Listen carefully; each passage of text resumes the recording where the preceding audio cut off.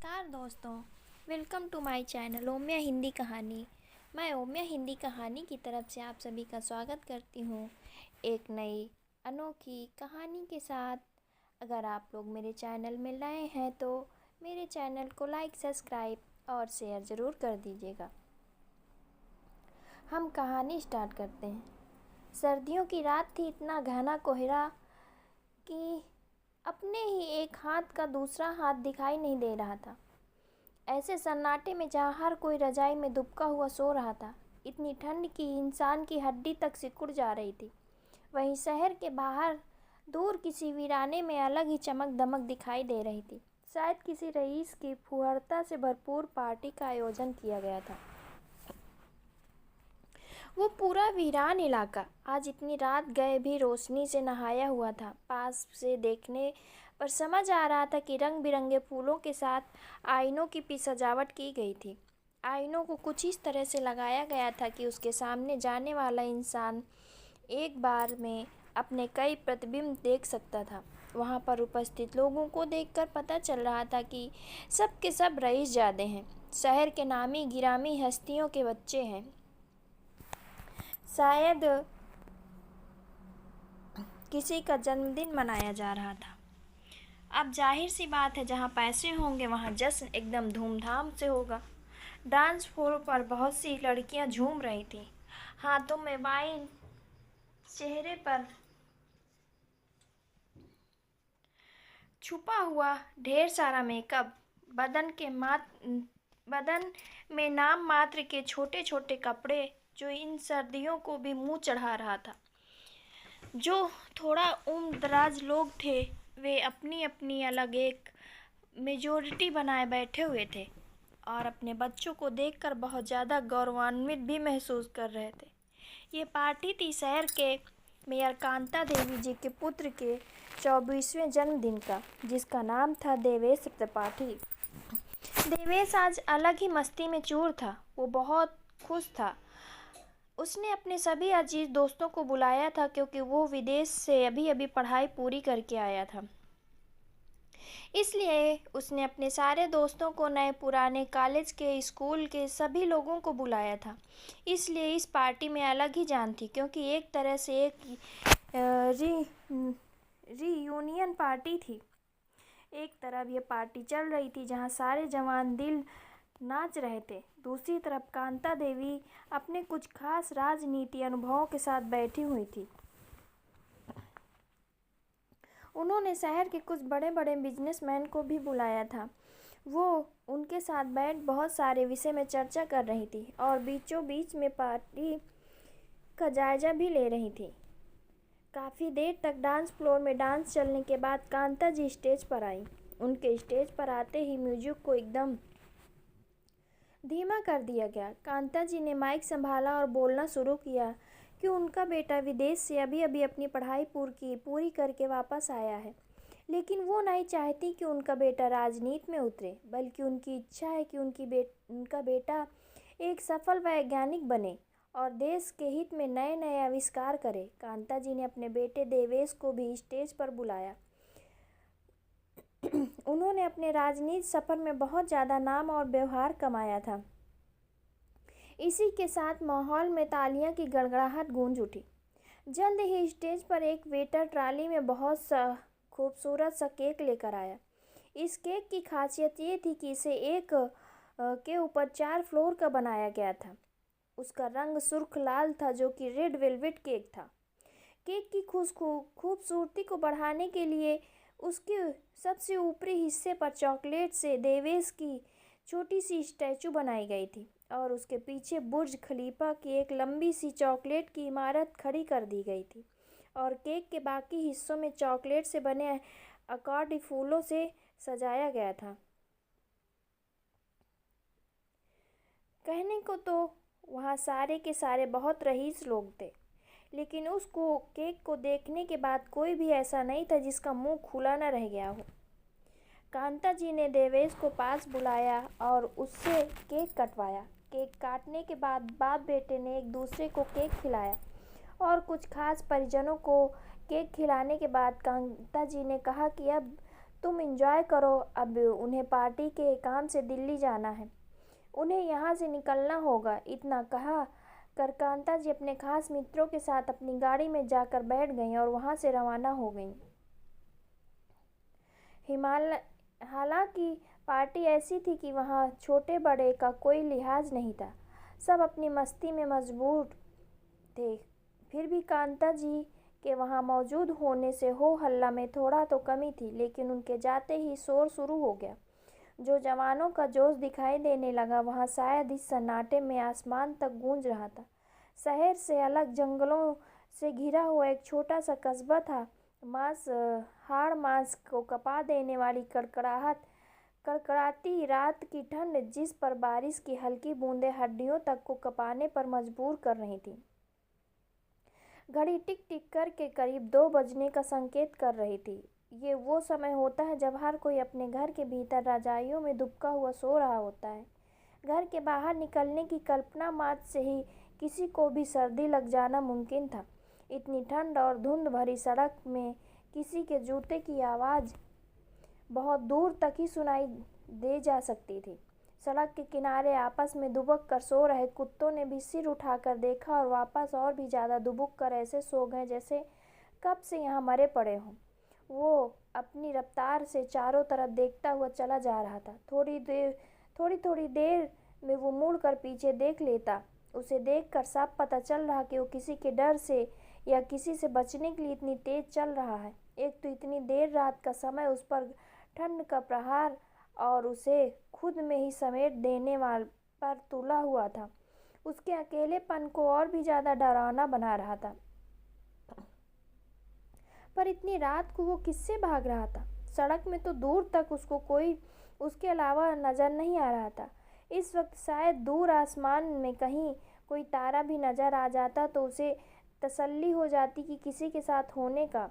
खुद को ही तसल्ली देता और चारों तरफ देखता हुआ अपने पैरों को सजा दे रहा था, जबकि उसके पैर जाने कितने वक्त पहले ही उसके साथ देने से इनकार कर चुके थे। नहीं, रुकना नहीं, कोई तो मदद जरूर मिलेगी, मुझे हिम्मत रखनी होगी। बोलता हुआ एक बार फिर वो आगे को बढ़ा और थोड़ी आगे बढ़ने के साथ ही उसके पैर ठिठक कर रुक गए। थोड़ी ही दूर पर उसे एक घर दिखा जिसकी खिड़की से हल्की हल्की रोशनी बाहर आ रही थी। उस घर ने जैसे उसके लिए रेगिस्तान में पानी की झील मिल जाने का काम था। उसके चेहरे पर थकावट और डर के बीच हल्की सी राहत और मुस्कान के भाव आ गए। अगर अब रात गुजारने के लिए इस घर में आसरा मिल जाए तो जान बच सकती है। यही सोचते हुए उसने जल्दी जल्दी अपने कदम बढ़ाए और उस घर की तरफ दरवाजे पर दस्तक दी। वो भी सन्नाटे में जितना धीमा हो सका उतना ही धीमा दरवाज़ा खटखटा रहा था। फिर भी हर बार उसकी उंगलियों के साथ उसका दिल भी कांप रहा था। कौन है? कुछ देर बाद अंदर से एक लड़की की आवाज़ आई। जी मैं वो क्या मैं अंदर आ जाऊं? उस आदमी की आवाज़ में घबराहट और हड़बड़ाहट साथ साथ समझ आ रही थी। लड़की ने बाहर दरवाज़ा पर आकर देखा। इतनी कड़कड़ाती ठंड में आज अच्छी कद काठी का एक गोरा रंगत वाला लड़का जीन्स और हुडी पहने खड़ा और चेहरे से पसीना पोंछ रहा था। उसके पहनावे को देखकर ही पता चल रहा था कि वो इस कस्बे का नहीं है। लड़के की स्थिति समझते हुए लड़की ने बिना देर किए उसे अंदर आने के लिए हाँ कह दी। जी आपका बहुत बहुत शुक्रिया, मुझे लगा कि आज की रात मेरी ज़िंदगी में प्रलय ला कर ही रहेगी। लड़का अब भी अपनी सोच में गुम बेखलाई से बोले जा रहा था। पहले आप आराम से बैठ जाइए, मैं आपके लिए पानी लेकर आती हूँ, लड़की ने कहा और अंदर चली गई। लड़के ने भी उसका कोई प्रतिरोध नहीं किया। लड़का पानी से भरा हुआ एक जग और गिलास लेकर वापस आई। लीजिए पानी पीजिए। लड़के ने गिलास में पानी पलट कर लड़के के हाथ में दिया और लड़के ने भी एक सांस में पूरा गिलास खाली कर दिया। कौन है आप और इतनी ठंड में देर रात सड़क पर क्या कर रहे हैं? लड़की ने अब कुछ सवाल जवाब शुरू किया जो कि ज़रूरी था। आखिर उसने अपने घर में उस लड़के को आसरा जो दी था। दरअसल मैं अपने दोस्त के घर दूसरे शहर जा रहा था और रास्ते में ये कस्बा आया, लेकिन मेरी ख़राब किस्मत कि यहाँ पहुँचते ही गाड़ी ख़राब हो गई। काफ़ी मशक्क़त के बाद भी गाड़ी स्टार्ट नहीं हुई तो मैंने सोचा किसी मैकेनिक को ही बुलाना पड़ेगा। अब अजनबी जगह पर किसी मैकेनिक को ढूंढने के लिए मैं गाड़ी को सड़क के किनारे लॉक करके यहाँ वहाँ भटक ही रहा था। तभी कुछ लोग मुझे ज़बरदस्ती अपने साथ ले जाने लगे। मैं जैसे तैसे उनसे बचकर भागा। वो लगातार मेरे पीछे लगे हुए थे। पहले तो मैं जंगल में ही यहाँ वहाँ छुपता रहा। काफ़ी देर बाद जब मुझे लगा कि शायद वो लोग जा चुके हैं, तब बाहर निकला और मदद के लिए बस्ती के भीतर आ गया। उस लड़के ने अपने साथ हुआ एक एक वाकया कपाती हुए आवाज़ में बताया। बहुत खुशकिस्मत हैं आप शहरी बाबू, जो उनसे बच निकले, वरना जो एक बार उनके हत्थे चढ़ जाते हैं वो उनका ही हो जाता है, लड़की ने कहा, जो कि अब लड़के के सामने आराम से बैठकर बाल बना रही थी। क्या कहा आपने? क्या मतलब? ये क्या कह रही हैं आप? पर मैं तो उन्हें जानता भी नहीं। कौन है वो लोग और मुझे क्यों? उस लड़के की आवाज़ में इतनी ज़्यादा घबराहट शामिल हो चुकी थी कि अगर उसे तुरंत ही चक्कर भी आ गया था तो कोई आश्चर्य की बात नहीं। ये खेर गांव है बाबू। यहाँ लोग अकेले में खुले नहीं घूमते, और जो घूमते हैं वो फिर बाकी की दुनिया नहीं घूम पाते। लड़की ने धीरे से उस लड़के के पास आकर कानों में फुसफुसाते हुए कहा। उस लड़की की बात सुनकर लड़के की हालत खराब हो गई। क्या मतलब? ऐसा भी क्या है इस कस्बे में? लड़के ने हिम्मत करके अपना अगला सवाल किया। आप बातें बहुत करते हैं शहरू बाबू। अच्छा है, कम से कम आज की रात तो कोई ऐसा मिला जिससे हम खुल के बात कर सकते हैं, लड़की ने कहा। और उस लड़के ने पहली बार उस लड़की को गौर से देखा। उम्र मुश्किल से 22-23 साल, कमर तक आते लंबे बाल, रंग सांवला और होठ के बगल में बड़ा सा काला तिल। भला की खूबसूरत थी वो लड़की, लेकिन उसके हाव भाव यूं इतनी रात गए बैठे बाल बनाना, घर में किसी और का न दिखाई देना, ये सारी बातें बहुत अटपटी सी लग रही थी। मैडम, क्या आप मुझे पूरी बात बताएंगे? आखिर इस जगह का क्या नाम है? क्या नाम बताया आपने? हाँ, खेर गांव। क्या माजरा है? लड़का लड़की को एकटक देखते हुए बोल रहा था। जाने कितना वक्त गुजर गया, किसी ने मुझे पुकारा भी नहीं। वो अपनी ही सोच में गुम आगे बोल गई, जो हल्का सा लड़के को सुनाई दे गया। कुछ कहा आपने? लड़की ने थोड़ा शक पकाते हुए पूछा। ठीक है, आप आज रात यहीं सो जाइए, सुबह होते ही निकल जाना। आज काफ़ी देर से इस कस्बे में भटक रहे हैं, आपको भूख लगी होगी। मैं पहले आपके लिए कुछ खाने को लाती हूँ, बाकी बातें बाद में होती रहेंगी। और हाँ, अगर दरवाज़ा खटके तो आप बिल्कुल मत खोलना। और वो वहाँ से किचन की तरफ चली गई। इधर लड़का अपनी ही उधेड़-बुन में खो गया। इतनी देर रात इस लड़की के घर की बत्तियां जल रही थी। उसे बिना किसी तरह के तर्क वितर्क किए मुझे अपने घर में आने दिया, जबकि वो घर में अकेली रहती है। उसे किसी से डर नहीं क्या? कुछ अजीब नहीं है ये बात? और वो क्या बोल रही थी, इस कस्बे में रात में बाहर नहीं निकलते। मेरा तो सिर फट जाएगा ये सब सोच सोच कर। क्या कहानी है इस जगह की? मैं कल यहाँ से निकल जाऊँगा या नहीं? ऐसा तो नहीं कि मेरे लिए खराब किस्मत ही साबित हो। फिर उसने अपने सिर पर एक हल्की सी चपत लगाई। टेंशन के मारे तेरा दिमाग खराब हो गया है। जब तू मुसीबत में था तब उस लड़की ने तुझे आसरा दिया और तू उसके बारे में गलत सोच रहा है। इस वक्त लड़के का दिल और दिमाग में एक भयानक जंग छिड़ी हुई थी। आखिरकार इस जंग से थक कर उसकी आंखों ने उसका साथ छोड़ दिया और वो गहरी नींद के आगोश में समा गया। अभी उठ जाओ, कैसे बेहोश की तरह सो रहे हो? जाने क्या हुआ इसे कल रात से? सुबह से कितनी बार तूफान का कॉल आ चुका है। उठ भी जा। सुबह से 11 बजे अभी की माँ उसे नींद से जगाने की कोशिश कर रही थी। माँ, आप यहाँ क्या कर रही हैं? आप तो घर पर थीं, आप यहाँ कैसे पहुँची? अभी नींद में ही बड़बड़ाया जा रहा था। मैं यहाँ नहीं होंगी तो कहाँ होंगी? यही तो मेरा घर है। और यहाँ मैं कैसे पहुँची का जवाब ये कि तेरे पापा मुझे लेकर आए हैं यहाँ दुल्हन बनाकर। पूरे 400 लोग इस बात को गवाह हैं। अब तू उठेगा या मैं पानी की बाल्टी भर कर लाऊं?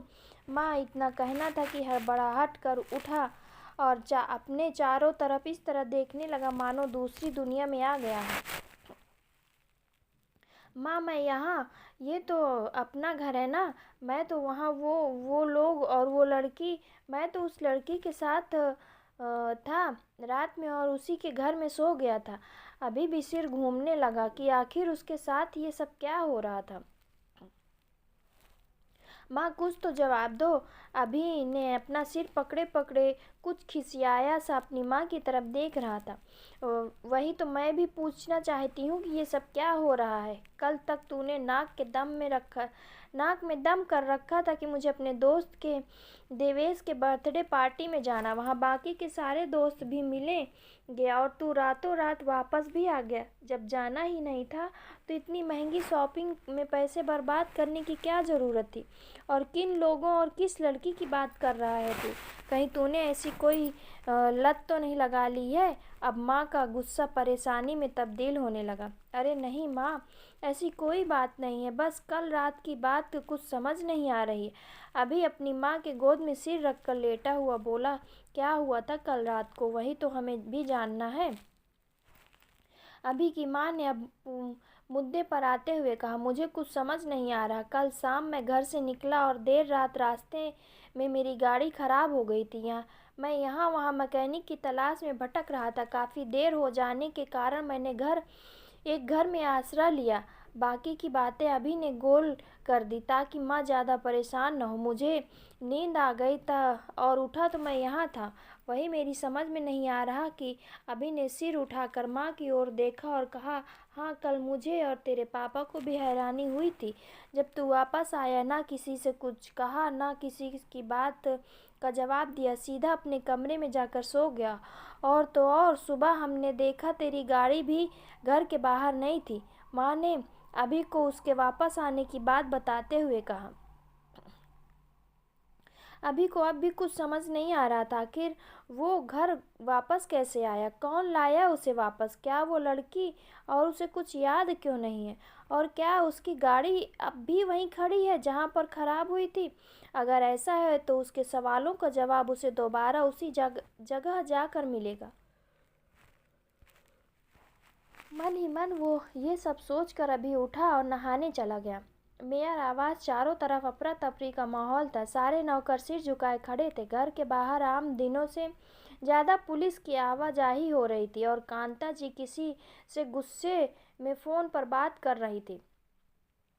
ऐसे कैसे गायब हो गया? मजाक है क्या? किसी इंसान का गायब हो जाना मतलब एक जीता जागता इंसान इतने लोगों के भीड़ से गायब हो गया। आप भी तो थे ना पार्टी में। आपसे ऐसी लापरवाही कैसे हो गई? कांता जी शहर के एसडीएम से बात कर रही थी। क्या हुआ यूँ था कि पिछली रात की पार्टी से कांता जी ने अपने जाने के थोड़ी देर बाद ही देवेश गायब हो गया और तब से लेकर अब तक उसका कुछ पता नहीं चला। अरे किसी ने तो कुछ देखा होगा, ऐसे अचानक से देवेश को आसमान खा गया, ज़मीन निकल गई। कांता जी का गुस्सा अपने चरम पर था।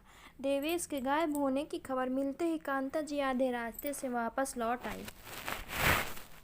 तभी घर के बाहर एक साथ काफ़ी आवाज़ें आने लगी। अब ये शोर कैसा हो रहा है बाहर?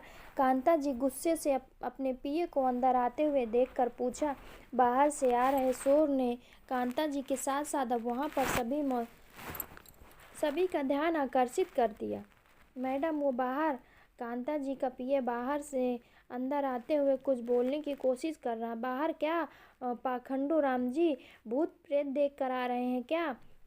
और बाहर ये शोर कैसा हो रहा? कांता जी ने पाखंडू राम को थोड़ा झिझकते हुए कहा। पाखंडू राम कांता जी का पिए है। इनका नाम सिर्फ नाम पाखंडू राम है, पर बहुत ही ईमानदार और स्वाभिमानी इंसान है ये। इनके नाम की कहानी भी सुनेंगे कभी इनकी ही जुबानी। मैडम बाहर मीडिया वाले इकट्ठा हो गए हैं और आपसे बात करना चाहते हैं, पर उन्हें कैसे पता चला देवेश के गायब होने के बारे में? अब कांता जी के माथे पर चिंता की लकीरें और भी गहरी गईं। देवेश बाबा के किसी दोस्त ने फेसबुक में उसके गायब होने की खबर पोस्ट कर दी थी। पाखंडू राम का इतना कहना था कि कांता जी एकदम झटके से वहाँ सोफे पर बैठ गईं। क्या हुआ मैडम, आप ठीक तो हैं ना? एक रसीली मैडम के लिए ज़रा पानी ला जल्दी से। पाखंडू राम उसने अपनी धर्म पत्नी को आवाज़ देते हुए कहा, कांता जी के घर की रसोई संभालने का काम वही करती थी।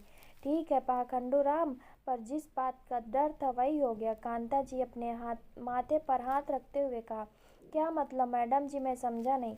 पाखंडू राम असमंजस में कांता जी को देखते हुए पूछ रहा था, मैं नहीं चाहती थी कि ये बात अपोजिशन पार्टी को पता चले, वरना वो लोग मेरी वोट बैंक की राजनीति का नाम दे देंगे और देवेश के गायब होने को मेरी जनता से सहानुभूति बटोरने की बात चाल बताएंगे। मैं अपने राजनीति जीवन में अपने दामन में कभी कोई दाग लगने नहीं दिया, पर फिर ये मामला तो मेरे बेटे से जुड़ा हुआ। कांता जी ने सबके सामने अपनी बात कही। तो मैडम जी डरिए मत, इससे पहले कि अपोजिशन पार्टी आपके ऊपर कोई कीचड़ उछालने में कामयाब हो जाए, आप खुद ही मीडिया के सामने अपनी बात रख दीजिए। पाखंडू राम के इस तर्क से कांता जी के साथ बाकी के सारे लोग भी सहमत थे। कांता जी उठी और मीडिया से रूबरू होने बाहर की ओर चल पड़ी। ये पानी, इसका क्या? तब तक रसीली पानी का गिलास लेकर आई और कांता जी ने को वहाँ न देखकर पूछा, तू ही पी जा। पाखंडू राम ने थोड़ा गुस्से भाव से कहा और खुद भी कांता जी के पीछे हो लिया। अभी अपनी गाड़ी वाली जगह पर जाने के लिए घर से बाहर निकल ही रहा था कि उसे एक नीले रंग की बलिनो आती हुई दिखाई दी। तभी उसे याद आया कि माँ ने कहा था कि सुबह से कई बार उस तूफान का कॉल आ चुके हैं। यार, मैं इसे कैसे भूल गया।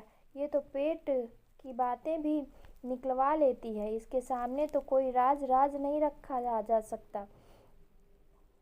इसकी आंखें नहीं, लेजर मशीन है। ये शक्ल देखकर ही अंदर के सारे भाव पढ़ लेती है। सामने से आती हुई प्रदु को देखकर अभी के मन ने मन ही मन सोचा, ठीक है, जो होगा देखा जाएगा। माँ को तो सारी बात बता नहीं सका, ज़रूरत पड़ी तो इसी को बताऊंगा, क्योंकि इसके पास समस्याओं के हल बहुत मिलेंगे। अभी अपने मन में ये सब सोच ही रहा था कि अचानक प्रदु उसके सामने आकर खड़ी हो गई। मेरे बारे में सोच रहा है था ना? प्रदु ने अभी को सच में डूबा देख कर बोला, सही बता, तू मेरे कॉल का जवाब क्यों नहीं दे रहा था जब मैंने कहा था कि मुझे प्ले करना है और उसके लिए मुझे एक हीरो की ज़रूरत है। तू मेरे साथ कर ले, तो तूने बहाना बना दिया कि देवेश के पार्टी में जा रहा हूँ। अभी देख, तू यहीं खड़ा है। मुझे कोई बहाना नहीं सुनना, तू मेरे साथ तुरंत चल। 2 दिन बाद मेरे ऑडिशन है। प्रदु ने अभी की कोई बात नहीं सुनी, उल्टा उसका मुंह बंद किया और अपने साथ अपनी बलिनो में बैठा कर रिहर्सल वाली जगह ले गई। अभी प्रदु के साथ जा तो रहा था, पर उसका दिमाग अब भी बीती रात की बातों में उलझा हुआ था। इतना ज़्यादा उलझा हुआ था कि उसे एक बार भी ये नहीं याद आया कि देवेश को कॉल करके उससे बात कर ले। ना ही अभी ने सुबह से एक बार भी टीवी ऑन की जिससे उसे देवेश के गायब होने की खबर पता चले। इधर कांता जी अपने स्तर से देवेश को ढूंढने की पूरी कोशिश कर रही थी। पुलिस महकमा भी एड़ी चोटी का जोर लगाकर खोजबीन कर रहा था कि देवेश की कुछ तो जानकारी मिल सके। मुझे कुछ न कुछ करके वापस जाना ही होगा, वरना मेरे सवाल मेरे दिमाग में विस्फोट कर देंगे। अभी किसी भी तरह प्रदु से बच निकलने की तरकीब सोच रहा था। अभिमन्यु उर्फ अभी अपने माता पिता का इकलौता बेटा पढ़ाई पूरी करते करते ही प्लेसमेंट मिल गई। 9 to 5 की एक अच्छी सी जॉब, घर पर माँ के हाथ का प्यार भरा खाना, 8 घंटे सोना, सुबह उठते ही लेमन टी पीना और कभी कभार प्रदु या फैमिली के साथ घूमने जाना। बस फिलहाल तो यही जिंदगी थी। प्रदन्या उर्फ प्रदु अभी के दूर के अंकल नीतिपाल जी की बेटी और अभी की माँ की मुँह बोली बहू। अब वो अलग बात है कि अभी ने प्रदु को प्रपोज तक नहीं किया था, पर अभी की माँ ने फरमान जारी कर रखा था कि अगर उसके घर कोई लड़की बहू बनकर आएगी तो वो सिर्फ प्रदु ही होगी। इसलिए अभी के किसी दूसरी लड़की के बारे में बात करने तक से माँ का पारा चढ़ने लगता। अभी शांति प्रिय था, वही प्रदु हर रोज कुछ तूफानी करती है। वे सिद्धांत पर जीती है। प्रदु और अभी ने एक ही कॉलेज में से साथ में अपनी पढ़ाई पूरी की, जहाँ एक तरफ अभी की लाइफ वहीं रोजमर्रा के एक ही ढांचे पर चलने वाली थी, वहीं प्रदु सिर्फ नाम से ही नहीं हरकतों से भी तूफान थी। प्रदु ने जब नई नई ड्राइविंग सीखी थी तो उसके सेफ्टी के तौर पर कहीं या बलि का बकरा अभी को ही बनना पड़ता था। बच गए तो राम राम, वरना राम नाम तो सत्य ही है। उसके मोहल्ले का कोई ऐसा घर बाकी नहीं था जिसकी खिड़की के कांच प्रदु क्रिकेट की भेंट न चढ़े हों। दीपावली में कुत्तों की पूंछ में पटाखे बांधकर जलाने से लेकर होली में भांग पीकर पूरे मोहल्ले को सिर पर उठा लेने तक की कई अनोखे कारनामे शामिल थे मैडम जी की जिंदगी में। प्रदु की नज़र में अभी की लाइफ में थोड़ा एडवेंचर की कमी थी। इसके लिए वो खुद मैदान में उतरी थी। कुछ भी करके इस बोरिंग लड़के की लाइफ को रैम्बो के रंग से खूबसूरत बनाना होगा, वरना बस वही ऑफिस और घर के बीच फंसकर रह जाएगा। अब प्रदु मैडम को क्या पता था कि अभी की जिंदगी में एडवेंचर की शुरुआत तो बीती रात से ही शुरू हो चुकी है, और ये एडवेंचर सिर्फ अभी ही नहीं, प्रदु की भी पूरी जिंदगी बदलने वाला है। अगर दिन में सपने देखने का कार्यक्रम पूरा हो चुका हो तो नीचे उतरा जाए, या कुछ सपने देखना बाकी है। प्रदु ने अभी से कहा। वो कब से गाड़ी रोक के अभी के गाड़ी से नीचे उतरने का इंतजार कर रही थी, लेकिन अभी तक अपनी सोच में गुम था। हाँ, कुछ कहा क्या तुमने? अभी को जैसे एक झटका सा लगा और वो अपनी सोच से बाहर आया। नहीं नहीं, कुछ नहीं। अब नीचे उतरोगे? प्रदु ने थोड़ा खींचते हुए कहा। दोनों थिएटर की तरफ बढ़ गए जहां उन्हें रिहर्सल करनी थी। अंदर जाने पर अभी को पता चला कि जिस प्ले के लिए प्रदु उसे साथ लेकर आई है, उससे अभी को रोमियो का किरदार निभाना, और प्रदु बनेगी उसकी जूलियट। अभी के चेहरे पर एक बड़ी वाली मुस्कान तैर गई। अब खुशी खुशी प्ले करने के लिए तैयार हो गया। अभी के चेहरे पर मुस्कान देख प्रदु उसे कुछ ऐसे देखने लगी जैसे कोई एलियन देख ही लिया हो। क्या? अगर बोलो तो मैं जाऊं, पर यूं घूरो मत मुझे। अभी ने प्रदु से नजर बचाते हुए कहा। हाय चश्मे बदूर, कोई तो मुस्कुरा रहा है, मैं मर जावा गुड़ खा के, नजर न लगे इस मुस्कुराहट को। बोलते हुए प्रदु ने अभी की बलैया ले ली। अब तो अभी और भी शर्म से पानी पानी हो गया। अब शर्माना हो गया तो चलकर अपनी स्क्रिप्ट ले लो। हकीकत में न सही, कम से कम प्ले में ही प्रपोज कर देना मुझे। अचानक से अगले ही पल प्रदु नाक सिकोड़ते हुए बोलकर आगे बढ़ गई। कुछ नहीं हो सकता इस लड़की का, कसम से ये कब क्या करे और कब क्या कहे कोई समझ नहीं सकता। अपने आप में बड़बड़ाते हुए अभिमन्यु टीम के पास पहुंचा और उनसे रोमियो की स्क्रिप्ट ले ली और डायलॉग याद करने लगा। बहुत अच्छी रही ये रिहर्सल। करीब 2 घंटे बाद थिएटर से बाहर आते हुए प्रदु ने कहा, आज डिनर साथ करें? वैसे भी शाम हो रही है, मैं माँ को कॉल करके बोल देती हूँ। जाने कितना वक्त गुजर गया कि हमने एक साथ में क्वालिटी टाइम स्पेंड नहीं किया। नहीं प्रदु, आज नहीं, मुझे कुछ काम से कहीं जाना है।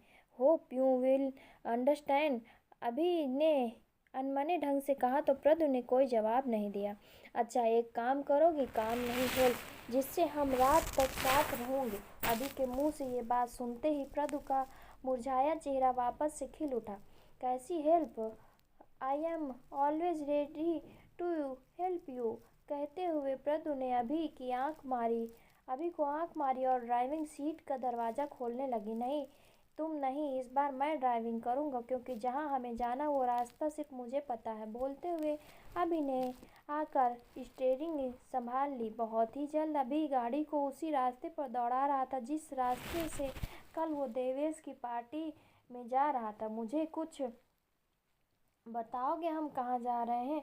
कब से हो गया बस गाड़ी भगाए जा रहे हो? प्रदु ने पहली बार अभी को इतना तेज गाड़ी चलाते हुए देखा था। ये बात उसे रोमांचित भी कर रही थी और उतना ही डरा भी नहीं थी। अभी का मन कर रहा था कि कल रात की हुई सारी घटना एक एक करके प्रदु को बता दूं, लेकिन साथ ही उसे ये डर भी लग रहा था कहीं उस लड़की वाली बात का प्रदु कोई गलत मतलब न निकाल ले। थोड़ी देर ठहरिए, अभी बात सब पता चल जाएगा, कहते हुए अभी ने अपनी गाड़ी की गिरफ्तारी और तेज कर दी। लगभग 2 घंटे का सफर के बाद आखिरकार दोनों उसी जगह पर पहुंच गए जहां पर अभी की गाड़ी खराब हुई थी। जब अभी ने गाड़ी की रफ्तार कम की तो प्रदु की नज़र सड़क के किनारे खड़ी अभी की गाड़ी पर गई। अभी ये तो तुम्हारी गाड़ी है ना? प्रदु ने थोड़ा चौंकते हुए पूछा। हाँ प्रदु, ये मेरी ही गाड़ी है। तुम नाराज हो रही थी ना कि मैं देवेश की पार्टी में नहीं गया और तुम्हें जवाब भी नहीं दे रहा था तुम्हारी कॉल का। दरअसल कल मैं जब देवेश की पार्टी में जा रहा था तो इसी जगह पर मेरी गाड़ी खराब हो गई थी और उसके बाद मैं वापस घर चला आया। अब भी प्रदु को पूरी बात बताने से झिझक रहा था। दोनों एक साथ गाड़ी से बाहर निकले और अभी की गाड़ी के पास गए। अभी देखो, डूबता हुआ सूरज पेड़ों के पीछे कितना खूबसूरत लग रहा है। हरे भरे पेड़, उसके पीछे से लाल लाल सूरज, कितना खूबसूरत नज़ारा और कितनी प्यारी जगह ये कपल्स के लिए। प्रदु ने रोमांटिक होते हुए कहा। पर अभी को रोमांस कहाँ सूझ रहा था। सूरज डूबने की बात सुनते उसके कल रात की बात याद आ गई। यहाँ पर लड़के रात में अकेले नहीं घूमते और उसने अपनी गाड़ी वहीं पर छोड़ी और वापस आकर उसे देखेगा और तुरंत बलिनो में बैठकर आगे निकल गया। उसे जल्द से जल्द उस जगह पहुंचना था जहां कल उस लड़की का घर मिला था। आगे तो अभी के लिए और भी बड़ा झटका इंतजार कर रहा था। अभी अपने अंदाज से गाड़ी को इतना दूर तक ले गया जहां के बाद बस्ती शुरू हो जानी थी और कुछ दूरी पर ही उस लड़की का घर था। लेकिन ये क्या, उस जगह पर पहुंचने के बाद भी उसे दूर दूर तक एक भी घर नजर नहीं आया। कहाँ गए सारे घर? उन्हें तो यहीं पर होना चाहिए था। मुझे बहुत से अच्छे से याद है, इस जंगली इलाका खत्म होने की कुछ दूरी पर ही बहुत सारे घर मैंने देखे थे। कुछ और आगे बढ़ने पर उसने देखा कि पूरा का पूरा इलाका सुनसान खंडहर की तरह पड़ा हुआ है। अभी के वापस उस जगह जाने पर ना तो कोई घर दिखा, ना कोई इंसान। कल रात में सोए पड़े जो कुत्ते उसे दिखाई दे रहे हैं, आज वो सब कहीं नज़र नहीं आ रहा है। अभी बहुत दूर तक गाड़ी दौड़ाई और जब वो थक गया तो उसे कुछ नहीं मिला तो गाड़ी रोककर स्टीयरिंग पर अपना सर रख बैठ गया। अभी को इस तरह पागलपन करते हुए और हताश देख प्रदु को चिंता होने लगी। आखिर बात क्या है? अभी कुछ तो बताओ। जब से हम इस इलाके में आए हैं तब से तुम्हारा बर्ताव कुछ बदला हुआ सा है। तुम किसे ढूंढ रहे हो? क्या खोज रहे हो? मुझे बताओ, शायद मैं तुम्हारी कोई हेल्प कर पाऊँ। नहीं प्रदु, कुछ नहीं कर सकती। कल रात जो मेरे साथ हुआ वो सपना तो नहीं था, ये मैं पूरे विश्वास से कह सकता हूँ, लेकिन वो हकीकत अब कहाँ गई? अभी के दिमाग में एक तरफ उस लड़की के घर का ना मिलना कोहराम मचाए हुए था तो दूसरी तरफ धीरे धीरे पास आती हुई ये भी रात भी उसे डरा रही थी। अभी ने तुरंत गाड़ी वापस मोड़ी और अपने गाड़ी के पास आया। अभी ने गाड़ी को अनलॉक किया और उसके अंदर जाकर उसे स्टार्ट करने की दोबारा कोशिश की। एक और बड़ा झटका उसे तब लगा जब उसकी गाड़ी एकदम सही सलामत थी और चाबी लगाकर घुमाते ही स्टार्ट हो गई। ऐसा कैसे हो सकता? कल तो गाड़ी किसी भी तरह से स्टार्ट नहीं हो पा रही थी। क्या यह सब मेरा वहम है? नहीं नहीं, ऐसा नहीं हो सकता। मुझे याद है कि सब कुछ मैंने अपनी आंखों से देखा था। अभी खुद से ही बोले जा रहा था। प्रदु को अब हैरानी के साथ साथ थोड़ा गुस्सा भी आ रहा था। उसे लगने लगा था कि अभी कुछ न कुछ छुपा रहा था। अभी कुछ तो बताओ, आखिर क्या बात है? अभी को परेशान देख प्रदु ने अभी को संभालते हुए कहा। सब कुछ बताऊंगा प्रदु, मुझे बस थोड़ा सा समय चाहिए खुद को संभालने के लिए। अभी ने कहा तो प्रदु ने उसका कोई विरोध नहीं किया। अभी ने प्रदु को उसकी गाड़ी लेकर घर की तरफ बढ़ने के लिए कहा और अपनी गाड़ी स्टार्ट करके खुद भी प्रदु के पीछे पीछे चल पड़ा। काश अभी कुछ घंटे देर वहां पहुंचा होता तो वहां एक और अद्भुत नज़ारा देख पाता। अभी प्रदु के साथ अपने घर वापस पहुंच चुकी थी। प्रदु जानती थी कि अभी कुछ परेशान सा, इसलिए उसने उसे ज़्यादा कुछ सवाल नहीं किया। अगले दिन मिलने पर का प्रॉमिस लेकर प्रदु अपने घर की तरफ निकल गई। रात काफ़ी हो रही थी। अभी ने आज खाना भी नहीं खाया था। उसकी माँ और पापा ने कई बार उसे खाने के लिए पूछा, लेकिन हर बार अभी का एक ही जवाब मिलता कि मुझे भूख नहीं है। रात का सन्नाटा गहराता जा रहा था। जहाँ हर कोई ठंड में रजाई में दुबक के सो रहा था, वहीं चिंता और परेशानी के कारण अभी को नींद नहीं आ रही थी। वो अपने बिस्तर में लेटे लेटे करवटें बदल रहा था। रात का लगभग 1 पहर बीत जाने के बाद अभी उठकर अपने बिस्तर पर ही बैठ गया। बैठे बैठे अभी की नज़र अपने उस बैग पर पड़ी, जो बैग वो देवेश की पार्टी में लेकर जा रहा था। बैग में से उसे कुछ नीली नीली सी रोशनी आई हुई दिखाई दी। मेरे बैग में क्या चमक रहा, अभी ने सोचते हुए जाकर अपना बैग खोला। बैग में उसे सबसे ऊपर ही नीले रंग का एक बड़ा सा चमकता हुआ कुछ दिखाई दिया। उस चीज़ की चमक इतनी ज़्यादा थी कि अभी ठीक तरह से अपनी आंखें तक नहीं खोल पा रहा था। अभी ने किसी तरह आंखें मीचते हुए उस चीज़ को अपने हाथ से उठाया। वो एक पत्थर पारदर्शी था, जिस पर नीले रंग की तेज रोशनी निकल रही थी। उस पत्थर को हाथ में लेकर चारों तरफ से घूम कर देखते हुए भी अभी थोड़ा हैरान हो रहा था, क्योंकि ये तो उसके सामान में था ही नहीं। फिर ये कैसे आया? अचानक उस पत्थर की रोशनी से तेज हो गई और अभी को फुसफुसाती हुई आवाज़ सुनाई दी। अभिमन्यु डर के मारे अभी के हाथ से वो पत्थर छूटकर जमीन पर गिर पड़ा। अभी भी 2 कदम पीछे लड़खड़ा गया। अभी खुद को संभालते हुए उस पत्थर की तरफ गौर से देख रहा था कि दोबारा वही फुसफुसाती हुई आवाज़ कानों में पड़ी। अभिमन्यु अभी का हालात बद से बदतर होती जा रही थी। ये कैसा जादू है? इस पत्थर में इतनी तेज रोशनी आ रही थी और ये पत्थर मेरा नाम ले रहा है। ये कैसे हो सकता है? एक पत्थर कैसे बोल सकता है? अभी जैसे उस पत्थर से सवाल कर रहा था, आखिर ये सब मेरे साथ क्या हो रहा है? पहले मेरी गाड़ी का खराब होना, फिर कुछ अजीब से लोगों का मेरा पीछा करना, उस खेर गांव की पूरी बस्ती का गायब हो जाना, फिर मेरी गाड़ी का अपने आप स्टार्ट हो जाना, अब मेरे बैग से अपने आप इस पत्थर का आ जाना, और उससे बढ़कर ये पत्थर मेरा नाम पुकार रहा है। अभिमन्यु को कुछ समझ नहीं आ रहा था कि वो क्या हो रहा है, पर इतना वो समझ चुका था कि जो कुछ भी उसके साथ हो रहा है वो सब नॉर्मल तो नहीं है, जरूर बात कुछ और है। किसी तरह हिम्मत जुटाकर अभिमन्यु वापस उस पत्थर के पास गया। अभी ने पत्थर को दोबारा हाथ में उठाया और धीरे से बोला, तुम चीज़ क्या हो आखिर? और मेरा नाम तुम्हें कैसे पता? तुम क्या कुछ और हो जो इस पत्थर के रूप में हो? अगर ऐसा है तो मेरे सामने आओ। अभी को डर तो बहुत लग रहा था, लेकिन वो अपनी सवालों को बोलते हुए खुद को भी नहीं रोक पा रहा था। कुछ देर तक इंतजार करने के बाद भी जब कुछ नहीं हुआ, तो अभी ने उस पत्थर को टेबल पर रख दिया और वापस अपने बेड पर बैठकर उसे देखने लगा। अभी का मन कर रहा था कि अभी इसी वक्त प्रदीप को कॉल करे और सब कुछ बता दे, क्योंकि इस वक्त उसके मन में ही हो रहे ऊहापोह उसे ज्वालामुखी के लावे जैसा जला रही थी। उसकी वजह से वो खुद को संभाल नहीं पा रहा था। चाहे कुछ भी हो जाए, कल मैं प्रदु को सारी बातें ज़रूर बता दूंगा। एक बार के लिए मुझे लगने लगा था कि ये जो कुछ भी हुआ सब मेरा वहम हो सकता, लेकिन ये पत्थर, इसके मिलने के बाद तो वहम शब्द की दूर दूर तक कोई गुंजाइश ही नहीं। देवेश का घर बेटे के गायब हो जाने के बाद कांता जी की रात की नींद वैसे भी उड़ चुकी थी। वो भी अपने बिस्तर पर लेटे लेटे सिर्फ करवटें बदल रही थी। जो उनसे बन पड़ सकता था वो सब उन्होंने किया। अब तो बस कोई चमत्कार या कोई फरिश्ता ही आकर उसके बेटों को उन्हें वापस लौटा सकता है, क्योंकि सीसीटीवी फुटेज से ये क्लियर था कि देवेश पूरे वक्त पार्टी में था, और पार्टी के चलते चलते जिस जगह पर देवेश था, अचानक से ही देवेश वहाँ से गायब हो गया। न किसी ने उसे बाहर जाते देखा, ना ही सीसीटीवी फुटेज में कहीं आता जाता दिखाई दिया।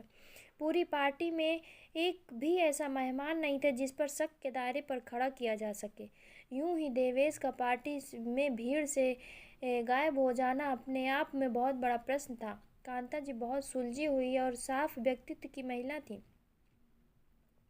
उन्होंने बेड में लेटे लेटे ही आंखें बंद कर के अपने हाथ जोड़कर ईश्वर से प्रार्थना की कि उनका बेटा जहाँ भी हो, जिस भी हाल में हो, सही सलामत रहे।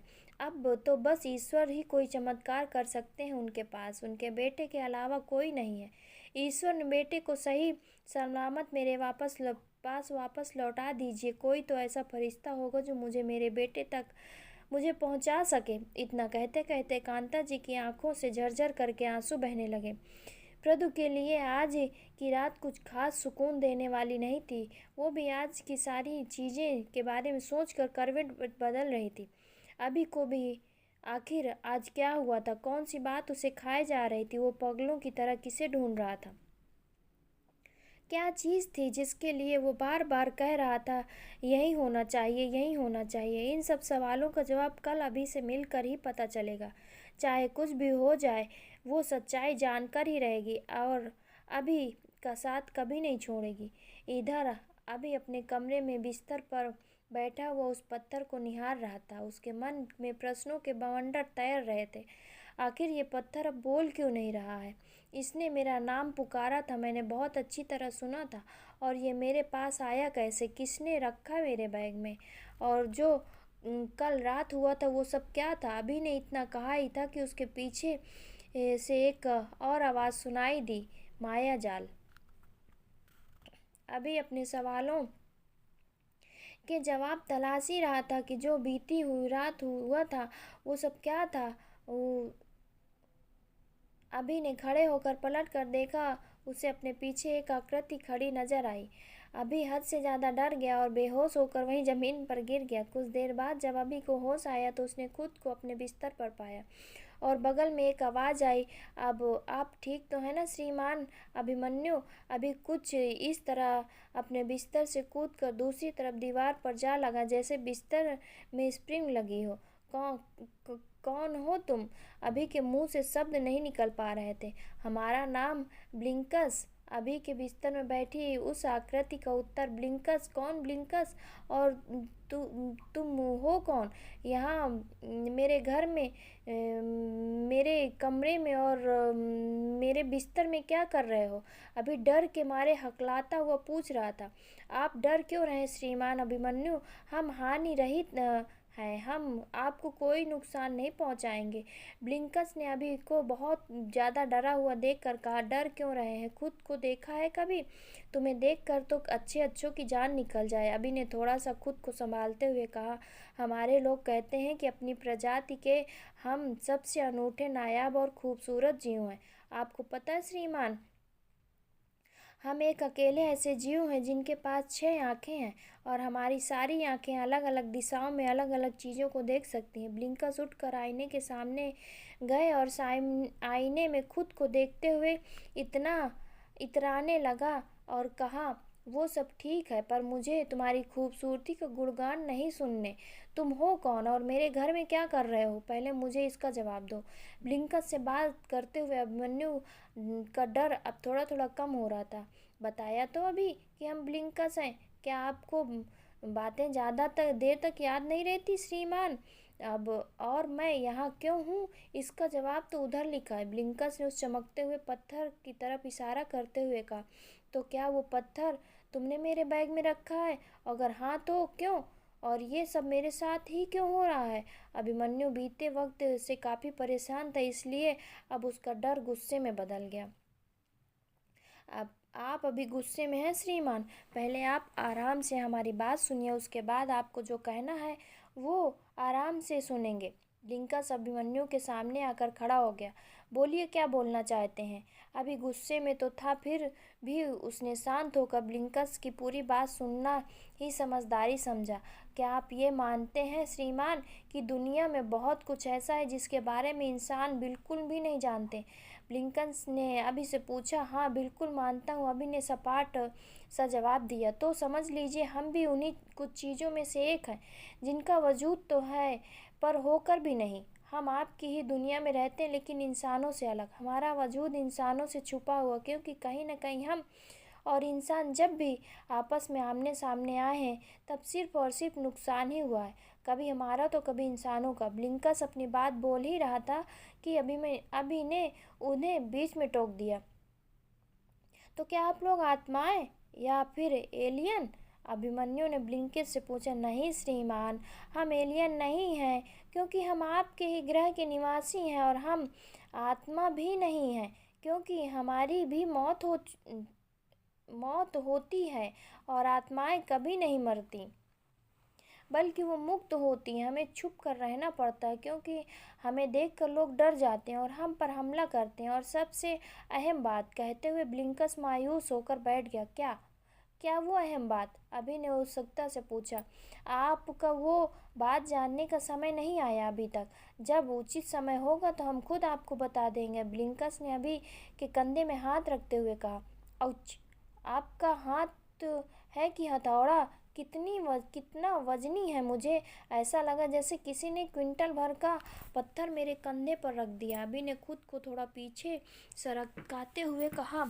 अभी की बात सुनकर ब्लिंकस हंसने लगा। 1 मिनट, आप कौन हो? क्या हो? आप कैसे रहते हो? मुझे इन बातों से क्या लेना देना? आप अपना वो पत्थर उठाइए और यहाँ से जाइए, वहीं वापस लौट जाइए। अभी ब्लिंकस के पीछे पीछे चलते हुए बोल रहा था और ब्लिंकस अभी के पूरे कमरे में चहलकदमी कर रहे थे। वो हमारा पत्थर नहीं है श्रीमान, वो तो एक चमत्कारी पत्थर है जिसने आपको अपना मालिक चुना है। इस मामले में हम आपकी कोई मदद नहीं कर सकते। बोलते हुए ब्लिंकस आराम से अभी की किताबें खोल खोल कर देख रहा था। आप मदद नहीं कर सकते? क्या मतलब आपका?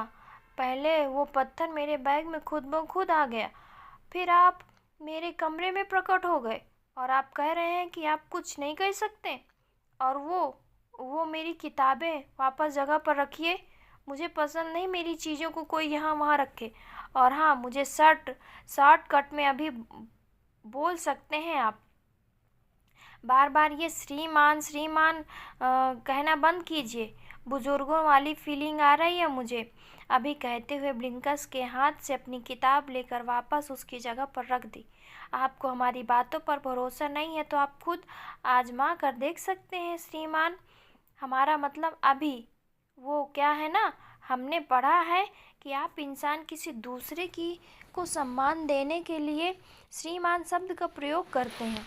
अब आप इस पत्थर को खुद से अलग नहीं कर सकते क्योंकि इसने आपको चुन लिया है, कहते हुए ब्लिंकस ने अभी को पत्थर फेंकने का इशारा किया। अभी ने बिना कुछ बोले पत्थर उठाया, अपनी खिड़की से बाहर जितना दूर हो सकता था फेंक दिया।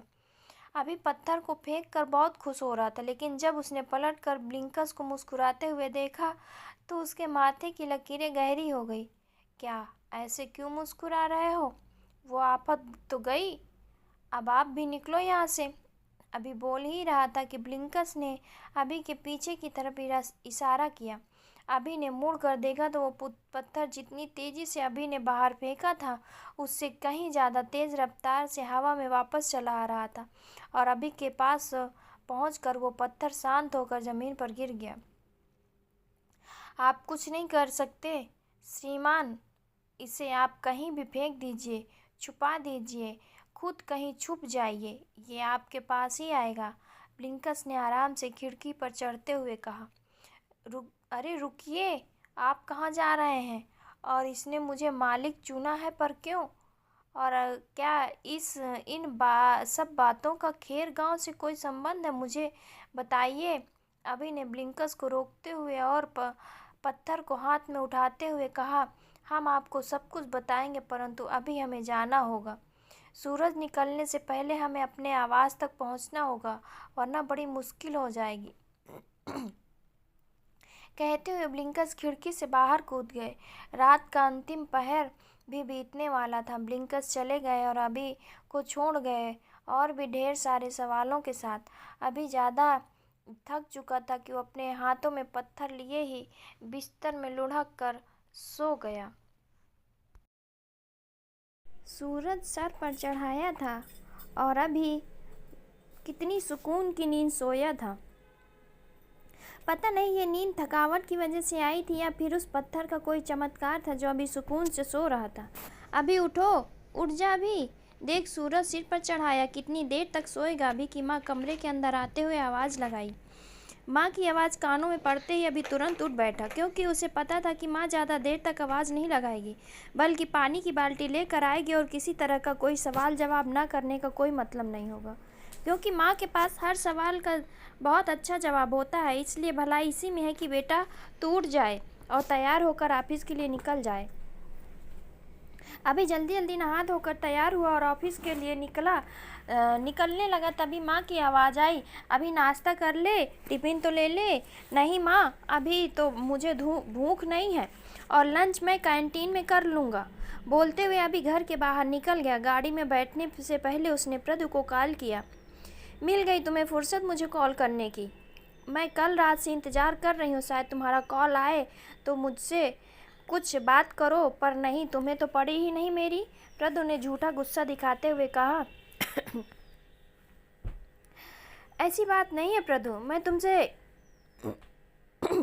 आज लंच टाइम पर मिलता हूँ, क्या तुम मेरे ऑफिस आ सकती हो? अभी का इतना कहना था कि प्रदु का जवाब पहले ही हाजिर था। ठीक है, मैं लंच टाइम में कैंटीन में तुम्हें मिल जाऊंगी। अभी के लिए दिन का आम दिनों से ज़्यादा कुछ अलग था। वो अपने कैबिन में बैठे बार बार अपना बैग खोलकर और धीरे धीरे से झांक कर उस चमकते हुए पत्थर को देख रहा था। अचानक अभी के मन में एक बात आई कि ब्लिंकस ने कहा था कि आप इस पत्थर को कितनी भी दूर करिए, लेकिन ये वापस मेरे पास लौट आएगा, तो क्यों न इसे ट्राई किया जाए। अभी ने अपने कैबिन में बैठे बैठे पहले ये निश्चित किया कि कोई उसके कैबिन में तो नहीं आ रहा। फिर उसने दरवाज़ा अंदर से बंद किया। अभी का कैबिन बिल्डिंग के 6वें माले पर था। अभी ने खिड़की खोला और सोचा कि क्यों न इसे यहीं से फेंका जाए। इतनी ऊंचाई से गिरकर ज़मीन पर टकराने से तो ये पत्थर टूट ही जाएगा। उसने पूरी ताकत से ये पत्थर को बाहर फेंक दिया और वापस आकर सुकून से मुस्कुराते हुए अपनी कुर्सी पर बैठ गया।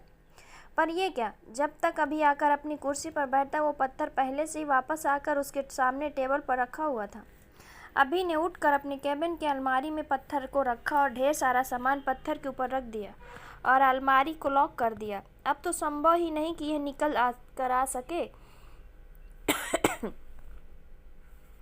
ये सोचते हुए अभी मन ही मन खुश होता हुआ अपने कैबिन के बाहर निकलने ही वाला था कि उसके पीछे से तेज भड़ की आवाज़ आई।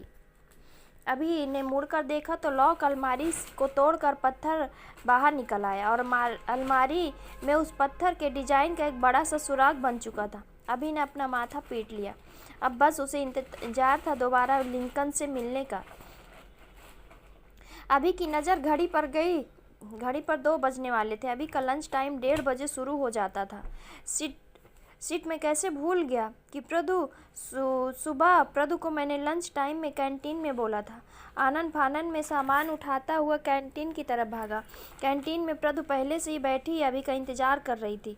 अभी अपने बालों में हाथ फिराता हुआ चेहरे पर बहुत ही मासूमियत भरी मुस्कान लिए प्रदु के पास पहुंचा। उसे उम्मीद थी कि उसकी मुस्कुराहट से प्रदु का गुस्सा थोड़ा कम हो जाएगा। चलो शुरू हो गया। अभी कुर्सी पर बैठ ही रहा था कि उसके कुछ ही बोलने से पहले प्रदु ने कहा, क्या? मैं समझी नहीं। क्या शुरू हो जाओ? अभी को प्रदु की बात समझ नहीं आई। तुम्हें कभी कुछ समय में आता है टाइम से? जो भी तुम्हें मुझे बताना था, तुमने वादा किया था कि तुम मुझे कल ज़रूर बताओगे।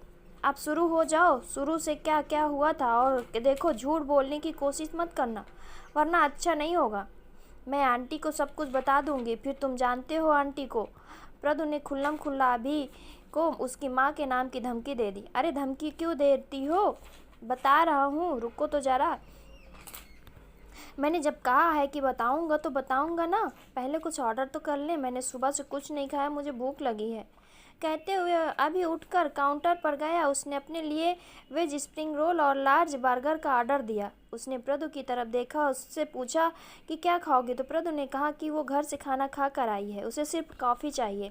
अभी ने कॉफ़ी का भी ऑर्डर लगाया, अपना टोकन लिया और वापस अपनी टेबल पर आकर बैठ गया।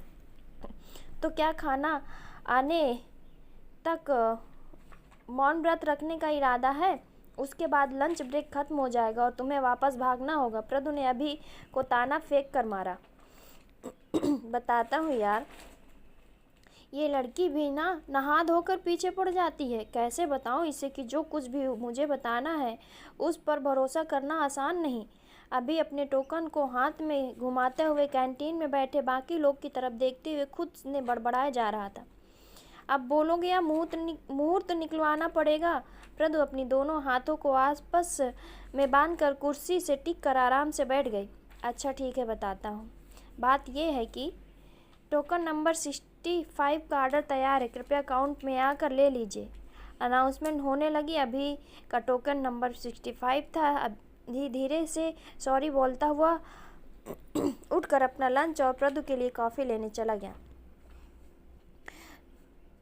तो अब खाते खाते शुरू हो जाओ, और अब कोई ड्रामा नहीं चाहिए मुझे बीच में, प्रदु ने कॉफ़ी पीते हुए कहा। अभी ने खाना शुरू किया और साथ ही अपने साथ हुई घटना बताने लगा। बात कुछ ऐसी है कि उस दिन जब मैं देवेश की पार्टी के लिए घर से निकला तो आधे रास्ते मेरी गाड़ी खराब हो गई। अंधेरा भी काफ़ी हो चुका था। फिर मैं मैकेनिक की तलाश में इधर उधर भटक रहा था, तभी हाय अभिमन्यु पीछे से एक आवाज़ आई। प्रदु और अभी दोनों ने मुड़कर देखा तो अभी का एक कोलीग जिसका नाम सलभ था, वो अभी की तरफ हाथ हिलाता हुआ चला आ रहा था। हाय सोबी।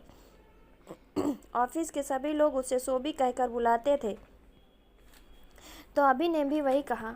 होप मैं तुम दोनों को डिस्टर्ब नहीं किया। सोबी कुर्सी पर आराम से बैठता हुआ बोला कि अभी हो तो क्या फ़र्क पड़ता है, अब तो बैठ ही गए हो आके, प्रदु ने कहा और दूसरी तरफ देखने लगी। Nice jokes, actually I like jokes, Sobi ने भी पूरी ठिठाई के साथ प्रदु को उत्तर दिया। अभी कभी प्रदु को देखता तो कभी सोबी को। प्रदु ने अपना बैग उठाया और अभी से बिना कुछ बोले कहर बरसाती नज़रों से अभी को देखते हुए वहाँ से चली गई।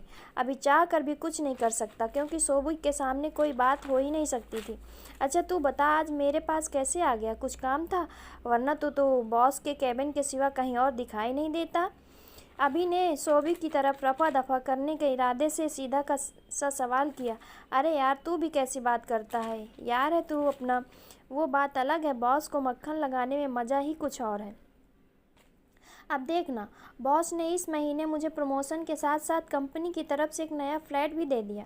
बस उसी के लिए तुझे इनवाइट करने आया हूँ आज रात डिनर मेरे नए फ्लैट में। नहीं सोबी, मेरा आना मुश्किल होगा, मुझे कुछ काम है आज रात। अभी ने अपनी तरफ से मना करने की पूरी कोशिश की। अरे चिंता ना कर मेरे यार, मैं अपना नया एड्रेस तुझे टेक्स्ट कर दूँगा, और सुन तू साथ में उसे भी लेते आना, मुझे कोई दिक्कत नहीं, सोबी ने आंख मार कर कहा और उठकर चला गया। यार मेरी सिंपल सी ज़िंदगी इतनी ड्रामेटिकल कैसे हो गई? कभी कहीं भी रहो कोई न कोई रायता ज़रूर फैल जाता है। अब ये सोबी नाम की मुसीबत गले पड़ गई। उधर प्रदु नाराज़ होकर चली गई। जिसे जाना चाहिए उसे छोड़कर सब कुछ हो जा रहा है। अभी ने अपने बैग की तरफ देखते हुए कहा। रात हो चुकी थी। अभी ने सोबी के नए फ्लैट पर जाने के लिए पूरी तरह तैयार हो चुका था। जैसे ही कमरे के बाहर निकलने के लिए अभी ने दरवाज़ा खोला, उसके पीछे से वही जानी पहचानी आवाज़ आई। आप कहीं जा रहे हैं श्रीमान? अभी इस आवाज़ को तुरंत पहचान गया और मुड़ कर देखा, लेकिन इस बार ब्लिंकस अकेले नहीं था। आप सबको मेरी कहानी कैसी लग रही है और कहीं कोई कमी तो नहीं है, ज़रूर बताइएगा। आप लोगों को मेरी ये कहानी अगर पसंद आए तो मेरे चैनल को लाइक, सब्सक्राइब और शेयर ज़रूर कर दीजिएगा। अभी ने ब्लिंकस को देखा और फिर उसके साथ आए नए जीव को। ओहो, अब ये क्या चीज़ है ब्लिंकस? अभी ने हैरानी से पूछा। हम आपको बताना चाहते हैं कि श्रीमान, ये हमारे सबसे प्रिय मित्र आर्ग हैं। आर्ग? क्या ये आग उगलते हैं? और क्या मैं ये मान सकता हूँ कि ये भी हानि रहित है? अभी ने आर्ग को गौर से देखा। आर्ग आकार में इतना बड़ा था कि उसका सिर अभी के कमरे की छत तक जा रहा था। उसका चेहरा काफ़ी हद तक एक सांड की तरह दिखाई देता था। जी श्रीमान, ज़रूर, आप ऐसा बिल्कुल मान सकते हैं कि सिर्फ आर्ग ही नहीं बल्कि हमारे साथ रहने वाले सारे जीव आपके लिए हानि रहित हैं। वैसे हम ये पूछने आए थे कि आपने क्या निर्णय लिया है? कैसा निर्णय? आप किस बारे में बात कर रहे हैं? हम उस पत्थर के बारे में बात कर रहे हैं श्रीमान। मैं उसे क्या अपनाऊंगा? मैं तो हर वक्त उससे छुटकारा पाने की कोशिश करता हूँ। वैसे भी अभी तक आपने मुझे पूरी बात नहीं बताई। आखिर इस पत्थर ने मुझे क्यों चुना? क्या मतलब है? अभी ने थोड़ा मुंह बनाते हुए कहा। हम आपको सब कुछ बताएंगे श्रीमान, आप इत्मीनान से बैठ जाइए। अगर आपको भूख लगी हो तो आप भोजन कर लीजिए, क्योंकि हमारी कहानी थोड़ा लंबे समय तक चलेगी। ब्लिंकस का इतना कहना था कि अभी को सोबी के घर जाने वाली बात आ गई। अरे मुझे तो कहीं जाना है, कैसे भूल गया। ब्लिंकस, अभी मुझे जाना होगा, आप लोग जाइए, मैं आप दोनों से कल सुबह मिलता हूँ। इतना कहकर अभी कमरे से बाहर निकलने लगा। अरे ठहरिए श्रीमान, जब आप हमारी पूरी कहानी सुनेंगे तो आपको पता चलेगा कि हम आपसे दिन में नहीं मिल सकते। ये कहें कि हम दिन में आपके पास नहीं आ सकते। ब्लिंकस का इतना कहना था कि अभी खींच पड़ा। कितनी बार कहा मुझे अभी बुलाइए, क्या ये श्रीमान श्रीमान लगा रखा है, मुझे नहीं अच्छा लगता। हमने कोशिश की थी श्रीमान, परंतु हमारी जाति के अन्य लोगों ने इस बात का विरोध किया और कहा कि हम आपको पूरे सम्मान के साथ ही पुकारें। इतना कहकर ब्लिंकस ने अर्ग की तरफ देखा। आप ही बताइए अर्ग, आज हमारी क्या बात हुई थी हमारे लोगों के बीच में? ब्लिंकस इतना कहकर चुप हो गए। प्रणाम श्रीमान, अभिमन्यु, अर्ग ने अपनी भारी भरकम आवाज़ में और एकदम स्लो मोशन वाली आवाज़ में जैसे इतना बोलना शुरू किया, अभी ने एक बार फिर अपना सिर पीट लिया। बस यही बाकी था। ठीक है, आप लोग बैठिए और अपनी जो भी कहानी सुनानी है सुनाइए। और अर्ग, अब प्लीज़ आप कुछ मत बोलिएगा, क्योंकि जब तक आप एक लाइन बोलेंगे तब तक मैं एक झपकी ले लूँगा। तो ब्लिंकस प्लीज़ आप मुझे शुरू से सब कुछ बताइए, अभी ने कहा और बिस्तर पर इत्मीनान से बैठ गया। ब्लिंकस आकर अभी के बगल में बैठ गया। ब्लिंकस के साथ साथ अर्ग भी अभी के बिस्तर में आकर बैठने लगा, लेकिन अर्ग के हिसाब से अभी का बिस्तर बहुत छोटा था। उसने अपने आप को अभी के बिस्तर में रखा ही था कि यह बिस्तर खत्म हो गया। छोटा है, अर्ग ने कहा और दूर जाकर खड़ा हो गया। अभी ने पलट कर अर्ग की तरफ देखा और पूछा, क्या छोटा है? इस बार अर्ग के बजाय ब्लिंकस ने उत्तर दिया, आपका बिस्तर श्रीमान। अभी अपना सिर हिला रहा था। ब्लिंकस ने बताना शुरू किया, ये कहानी शुरू हुई थी कई सदी पहले। तब हमारा कोई वजूद अस्तित्व नहीं था। तब धरती पर सिर्फ इंसान ही हुआ करते थे और था एक राजा, बहुत ही नेक दिल राजा था। उसकी बहादुरी और दरिया दिली के किस्से दूर दूर तक मशहूर थे। कभी भी कोई भी उसके दरबार में आकर खाली हाथ वापस नहीं जाता था। वो इतना निडर और शक्तिशाली राजा था कि अपने राज्य के साथ साथ दूसरे राज्यों की मदद के लिए भी हमेशा तत्पर रहता था। उस राजा की इतनी सारी खूबियाँ एक विशेष वजह थी, और वो वजह थी, अभिमन्यु ने कहानी के बीच में टोकते हुए कहा, श्रीमान, वो वजह थी राजा की चमत्कारी तलवार, जिसका नाम था एक्सकैलिबर। वो आम तलवार नहीं थी, वो तलवार उसे जल देवी ने दी थी, जो राजा जल देवी की आराधना करता था। जल देवी? हाँ श्रीमान, जल देवी। उस राजा के पूर्वज अपने राज्य में बहने वाली नदी के अंतिम छोर तक जाकर आराधना किया करते थे। फिर एक दिन जल से प्रकट देवी प्रकट हुई और उन्होंने प्रसन्न होकर राजा के पूर्वज से वरदान मांगने के लिए कहा। तब राजा के पूर्वज ने जल देवी से कोई ऐसी चीज़ मांगी जिसके होते हुए उसके राज्य में कभी किसी की बुरी शक्ति का प्रभाव न हो सके। एक ऐसी चीज़ जिससे उसका हर उत्तराधिकारी हर बुरी शक्ति का नाश कर सके। एक ऐसी चीज़ जो अक्षय हो। तब जल देवी ने प्रसन्न होकर राजा के पूर्वज को एक चमत्कारी तलवार दी और बताया कि इस तलवार का नाम एक्सकैलिबर है। इस तलवार में सारी अद्भुत शक्तियाँ समाहित हैं। घनघोर अंधेरे में भी ये तलवार सूरज की तरह चमकेगी और बुराई पर प्रहार करते हुए बुराई का नाश हो जाएगा। परंतु स्मरण रहे, अगर कभी गलती से ये तलवार को जमीन पर गाड़ गई तो इसे वापस निकालना आसान नहीं। इतना कहकर जल देवी वापस जल में चली गई। और उस राजा का नाम क्या था? और क्या जल देवी ने तलवार को जमीन से निकाल पाने का तरीका बताया? अभी को अब ब्लिंकस की कहानी सुनने में इंटरेस्ट बढ़ता जा रहा था। अधीर न हो श्रीमान, हम एक एक करके क्रम से आपको सारी कहानी सुनाएंगे। उस वक्त तो जल देवी ने कुछ नहीं कहा और जल में वापस चली गई। राजा के पूर्वज उस तलवार को लेकर अपने राज्य की रक्षा करने लगे। ऐसे ही समय बीतता गया, एक के बाद एक दूसरा उत्तराधिकारी आता, दूसरे के बाद तीसरा, ये क्रम चलता रहा और आखिर में राजा मानवर्धन आए, जिनकी कहानी हम आपको सुना रहे हैं। आखिर में से क्या मतलब है? क्या मानवर्धन के बाद उनका वंश समाप्त हो गया? उनका कोई उत्तराधिकारी नहीं था? अब कहानी के प्रति अभी की उत्सुकता और बढ़ती जा रही थी। नहीं श्रीमान, उनके बाद उनका राज्य और वंश दोनों ही समाप्त हो गया, और जो उनके साथ हुआ उनमें एक नई प्रजाति को वजूद में ला खड़ा किया। एक ऐसी प्रजाति जो इंसानों। राजा मानवर्धन की मृत्यु कैसी हुई? कोई दुश्मन उन्हें हरा नहीं सकता था। वो तो हर बुरी शक्ति से लड़ने में भी सक्षम थे। फिर एक्सकैलिबर जैसी तलवार के होते हुए उनकी मौत कैसे हो गई? अब आगे जानने के लिए अधीर हो रहा था। राजा मानवर्धन सूर्य से ही बुरी शक्तियों के खिलाफ थे। उनके लिए वो हर चीज़ जो इंसानियत को नुकसान पहुंचा सकती थी वो बुरी शक्ति के अंतर्गत आती थी। लेकिन राजा मानवर्धन अपने पिता की इकलौती संतान नहीं थी।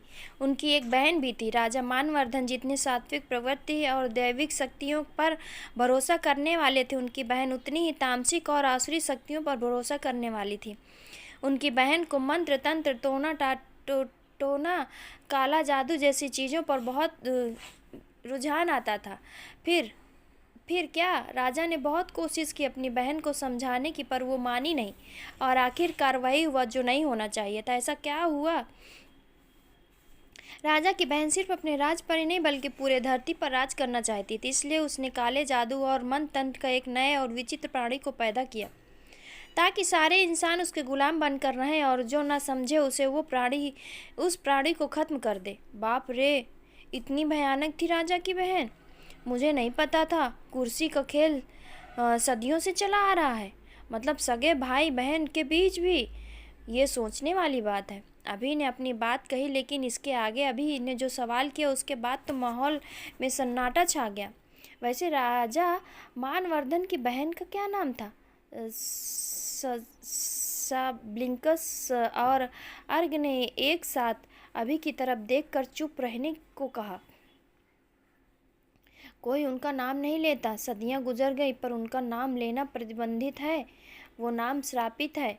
आप उसका नाम ना ही जानिए श्रीमान, वरना वो सुन लेगी।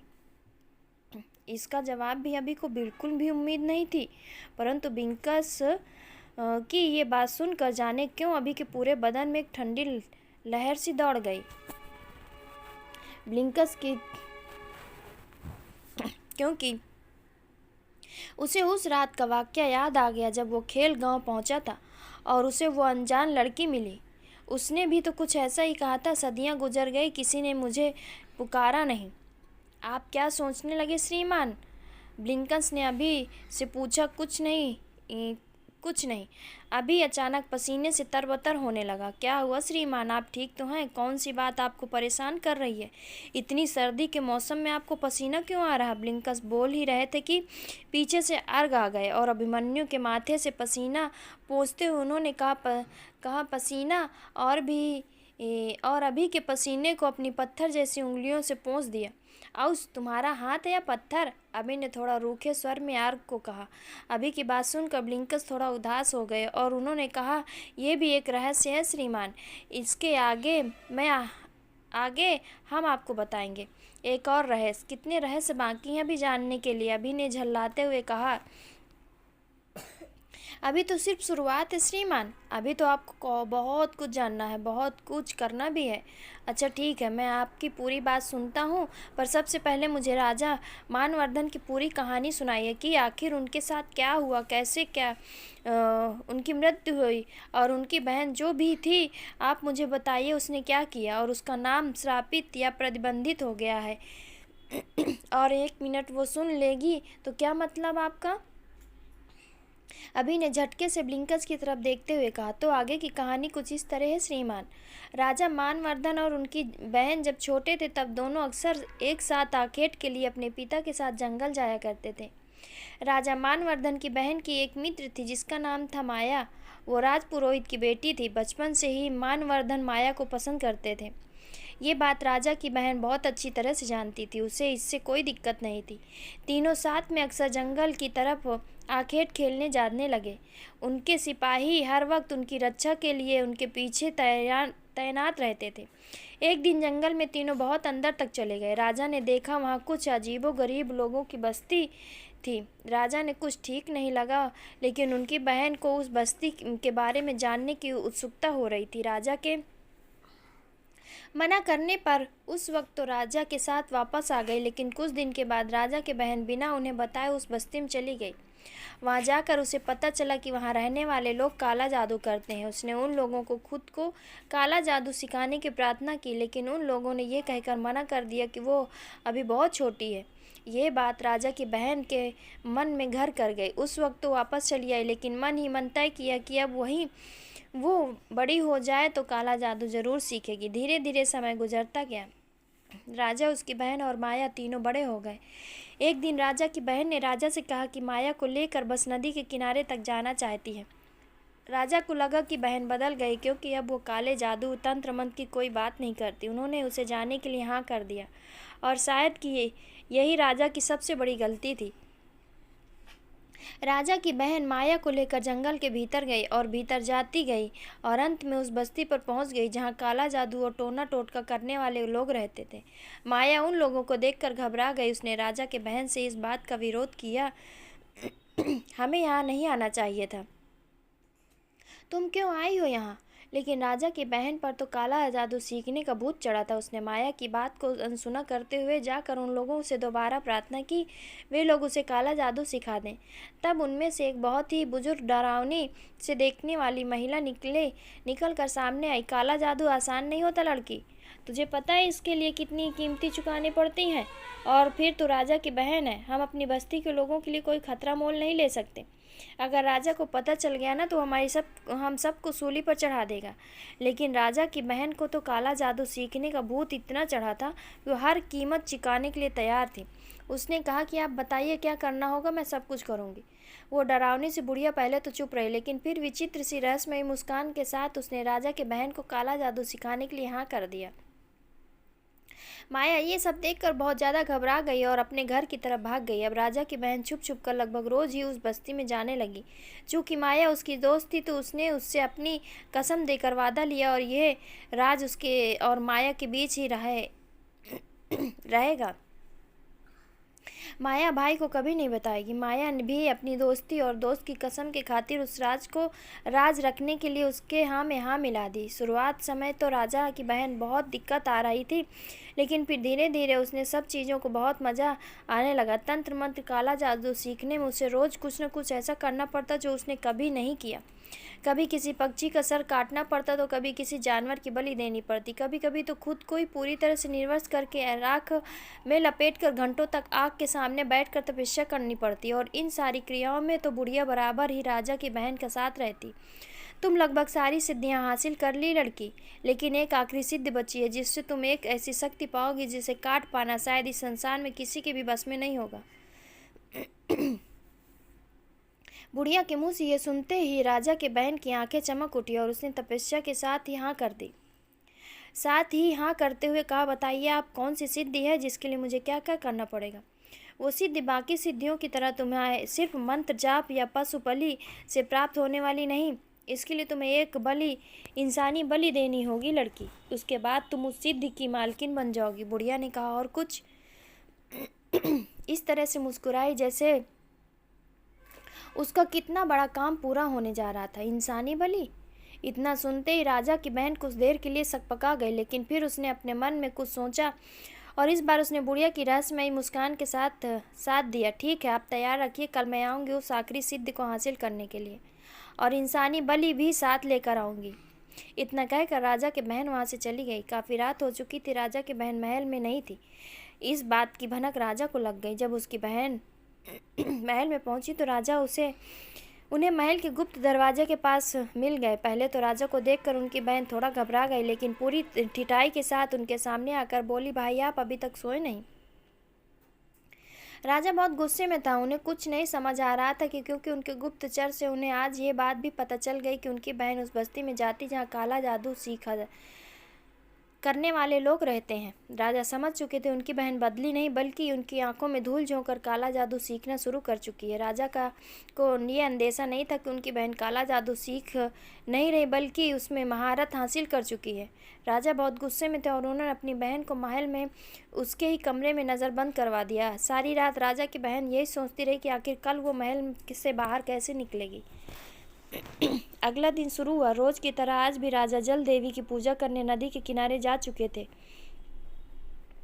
यही सही मौका था सैनिकों और पहरादारियों की आंखों में धूल झोंक कर भाग निकलने का। लेकिन उस बस्ती में जाने और सिद्धि के लिए तो उसे रात तक इंतजार करना पड़ता।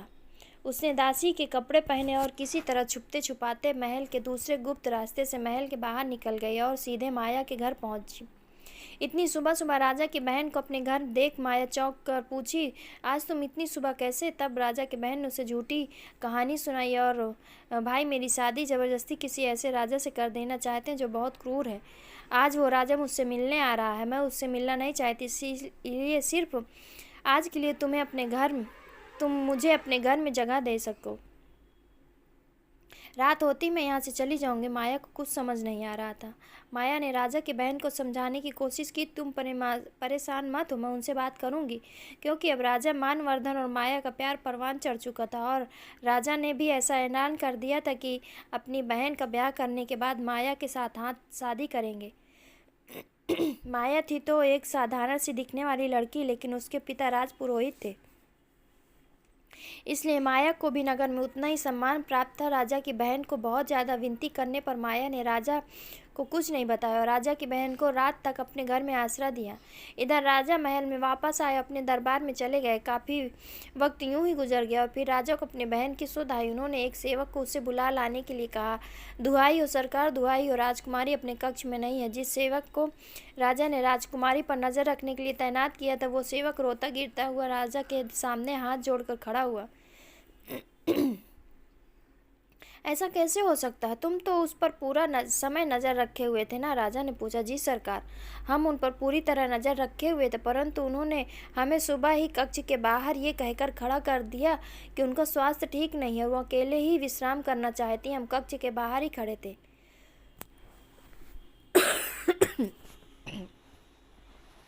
यकीन जानिए सरकार, हम एक पल के लिए भी कक्ष के बाहर से नहीं हिले। अभी जब अपना सैनिक राजकुमारी को बुलाया गया तो हम दोनों कक्ष के भीतर गए तो राजकुमारी वहां नहीं थी। राजा समझ गया कि राजकुमारी दूसरे गुप्त रास्ते से निकल जा चुकी हैं। वही दूसरा गुप्त रास्ता जो सिर्फ राजा और उनके पिता को पता था। शायद राजकुमारी ने उनके भेद भी पा लिए थे।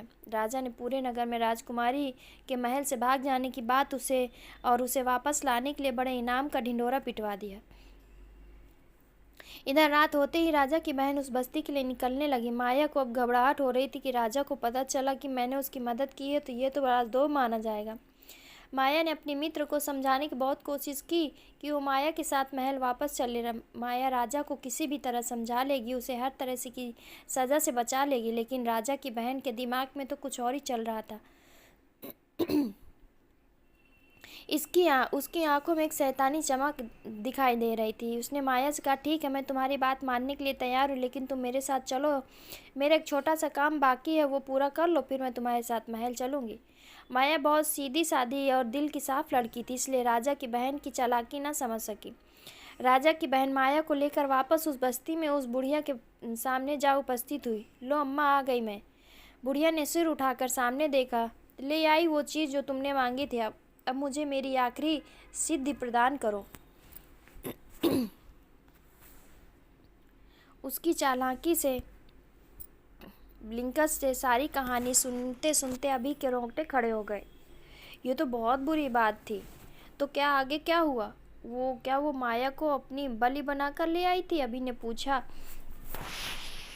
कौन? ब्लिंकस ने जान पूछकर पूछा। अरे वही राजा की बहन। अब उसका नाम ही नहीं पता तो क्या बोलूं? वैसे ब्लिंकस, क्या आप धीरे से कानों में भी उसका नाम नहीं बता सकते? बहुत बुरी, अर्ग ने कहा। मुझे पता है वो बहुत बुरी थी, पर ये तो उसका नाम नहीं होगा। बहुत बुरी। अभी ने अर्ग की नकल करते हुए कहा। ब्लिंकस ने आगे बताना शुरू किया। वैसे तो माया बहुत सीधी सादी थी, लेकिन इतना तो वो समझ चुकी थी कि वो दोस्त के जाल में फंस चुकी है। फिर माया ने हिम्मत करके अपने दोस्त की तरफ देखा, पूछा, तुम किस चीज़ की बात कर रही हो? ऐसा क्या मंगाया था इस बूढ़ी अम्मा ने जो तू लेकर आई हो? माया की इस बात पर राजा की बहन हंसने लगी। इस बार उसकी हंसी इतनी भयानक थी कि माया की रूह तक कांप गई। तुम थी वो चीज़, तुम माया। मुझे अपनी आखिरी सिद्धि पाने के लिए एक इंसान की बलि देनी थी, और तुमसे अच्छा इंसान मुझे भला कहाँ मिल सकता था?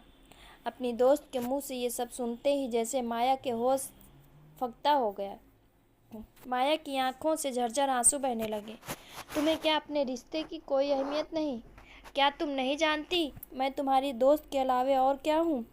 क्या तुम्हें इस बात का भी डर नहीं कि जब तुम्हारे भाई को ये सब पता चलेगा तो इसका परिणाम क्या होगा? माया ने रोते रोते अपने दोस्त से कहा, तुम काला जादू सीख नहीं रही हो, बल्कि खुद तुम्हारे ऊपर काला जादू का असर हो चुका है। अभी बस करो, अभी कुछ नहीं बिगड़ा है। खत्म करो इस खेल को, यहीं से वापस लौट चलो। मैं तुमसे वादा करती हूँ राजा, मैं तुम्हें किसी भी तरह की कोई हानि नहीं पहुँचाएंगे, और पहले की तरह ही तुम्हें वापस अपना लेंगे। तभी तुम आंखें बंद करके इस बूढ़ी औरत की बात पर भरोसा करती जा रही हो। बंद करो इस खेल को अब भी कुछ नहीं बिगड़ा है। वापस चलो मेरे साथ, मैं तुमसे वादा करती हूँ राजा मानवर्धन तुम्हें पहले की तरह प्रेम करेंगे और तुम्हारी सारी गलतियों को क्षमा करके तुम्हें अपना लेंगे। माया ने अपनी तरफ से अपने मित्र को समझाने की एक और कोशिश की। तुम्हारे लिए ये सब कहना बहुत आसान है माया, पर मेरे लिए नहीं, क्योंकि भाई से तुम्हारा विवाह होते ही तुम राज की रानी बन जाओगी, और मैं तुम्हारी दासी बनकर नहीं रहना चाहती। इस बार माया का स्वर बहुत तेज और डरावना था। तुमसे किसने कहा कि राजा मानवर्धन के साथ मेरे विवाह के पश्चात मैं रानी और तुम दासी बन जाओगी? तुम इस राज की राजकुमारी और हमेशा रहोगी। माया का इतना कहना ही था कि राजा मानवर्धन की बहन और गुर्राई, नहीं बनना मुझे राजकुमारी, मुझे रानी बनना है, इस पूरे राज की मालकिन। और सिर्फ इस राज की नहीं, इस काले जादू को सीखने के बाद मैं इस दुनिया की में राज करूँगी। अब तो माया का कुछ भी कहना बेकार था, क्योंकि ना तो उसकी दोस्त उसकी कोई बात सुन रही थी, ना ही उस बूढ़ी औरत पर माया के आंसुओं का कोई असर पड़ रहा था। माया की दोस्त और वो बूढ़ी औरत आग के सामने बैठ गई। उसके साथ उसके कुछ महानायक भी थी, जिन्होंने माया को काले कपड़े पहनाकर आग के पास ही रखे एक बड़े से नाद में बैठा दिया। माया जानती थी कि उसका अंत आ गया है, इसलिए उसने कोई प्रतिरोध नहीं किया। अपनी आंखें बंद कर ली, और फिर माया का दिल जोर जोर से धड़क रहा था। उसे पता था कि आगे क्या होने वाला है। बूढ़ी औरत ने जोर जोर से कुछ बुदबुदाना शुरू किया। राजा मानवर्धन की बहन भी उस बूढ़ी औरत का बराबर साथ दे रही थी। इधर राजा मानवर्धन अपने खास सिपाहियों की एक टोली के साथ जंगल में प्रवेश कर चुके थे। उन्हें पता था कि उनकी बहन कहाँ मिलेंगी, पर मानवर्धन इस बात से अनजान थे कि इस समय उसी जगह माया की जान संकट में है। वे धीरे धीरे दबे पांव आगे बढ़ रहे थे। रात का अंधेरा बढ़ता जा रहा था। घने जंगलों के बीच तो दिन भी सूरज की रोशनी नहीं पहुंचा पाता, तो ये रात ही काली थी। राजा बेवजह किसी प्राणी को नुकसान पहुंचाने के पक्ष में कभी नहीं थे, परंतु अपने राज की सुरक्षा के मद्देनजर आज उनके मंत्रियों ने गोष्ठी से यही निर्णय लिया था कि आज जो भी उनकी बहन को काला जादू सिखाने का काम कर रहा होगा, वो भी अपनी जान से हाथ धो बैठेगा, क्योंकि राजा मानवर्धन के पिता के द्वारा पहले ही ये नियम लागू किया जा चुका था कि तंत्र मंत्र और काला जादू करने वाले लोग इसका उपयोग किसी गलत काम के लिए नहीं करेंगे।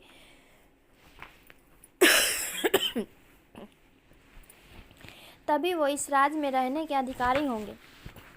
साथ ही उनकी बस्ती में से कोई भी व्यक्ति किसी दूसरा इंसान को ऐसा कोई खतरनाक विद्या नहीं सिखाएगा।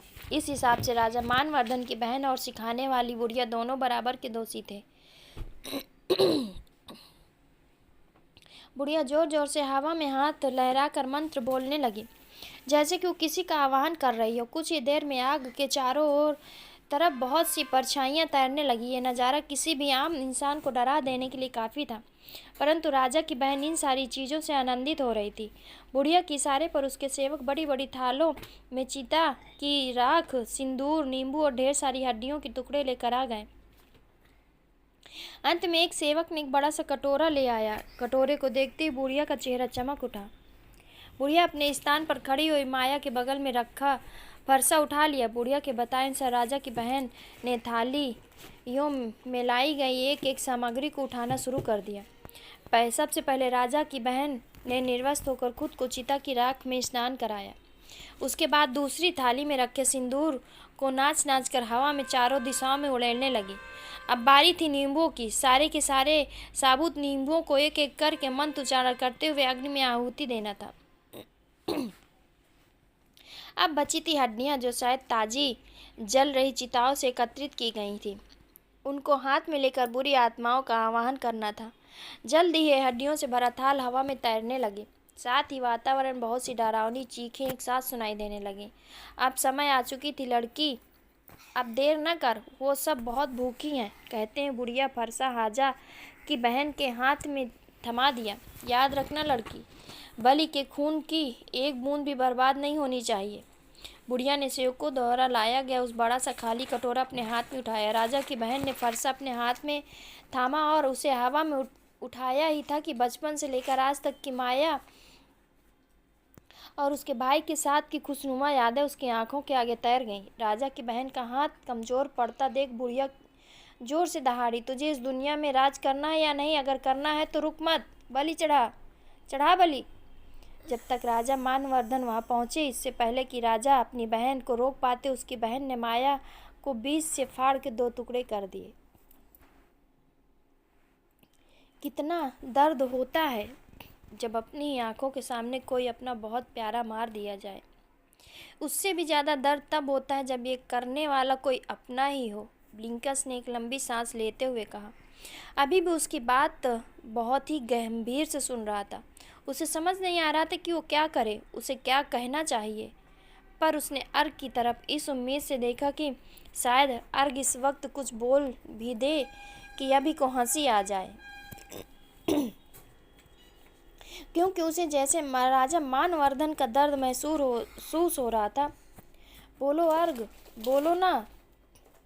दर्द कहते हुए अभी की आंखें नम हो गईं। इस बार सच में अर्ग ने अपने सीने में हाथ रखते हुए कहा। दर्द और सुबकने लगा। फिर क्या हुआ ब्लिंकस? ब्लिंकस एकदम खामोश बैठे हुए थे। उन्होंने खामोश से देखकर अभी ने बात को आगे बढ़ाया। ब्लिंकस ने आगे बताना शुरू किया। अपनी आंखों के सामने माया की मौत देखकर राजा कुछ पल के लिए तो एकदम पत्थर बन गए, क्योंकि वो एक साधारण मौत नहीं थी। वो उनकी मौत उनकी अपनी ही बहन के हाथों हुई थी। राजा कभी माया को 2 टुकड़े में पड़े शरीर को देखते तो कभी बहन को।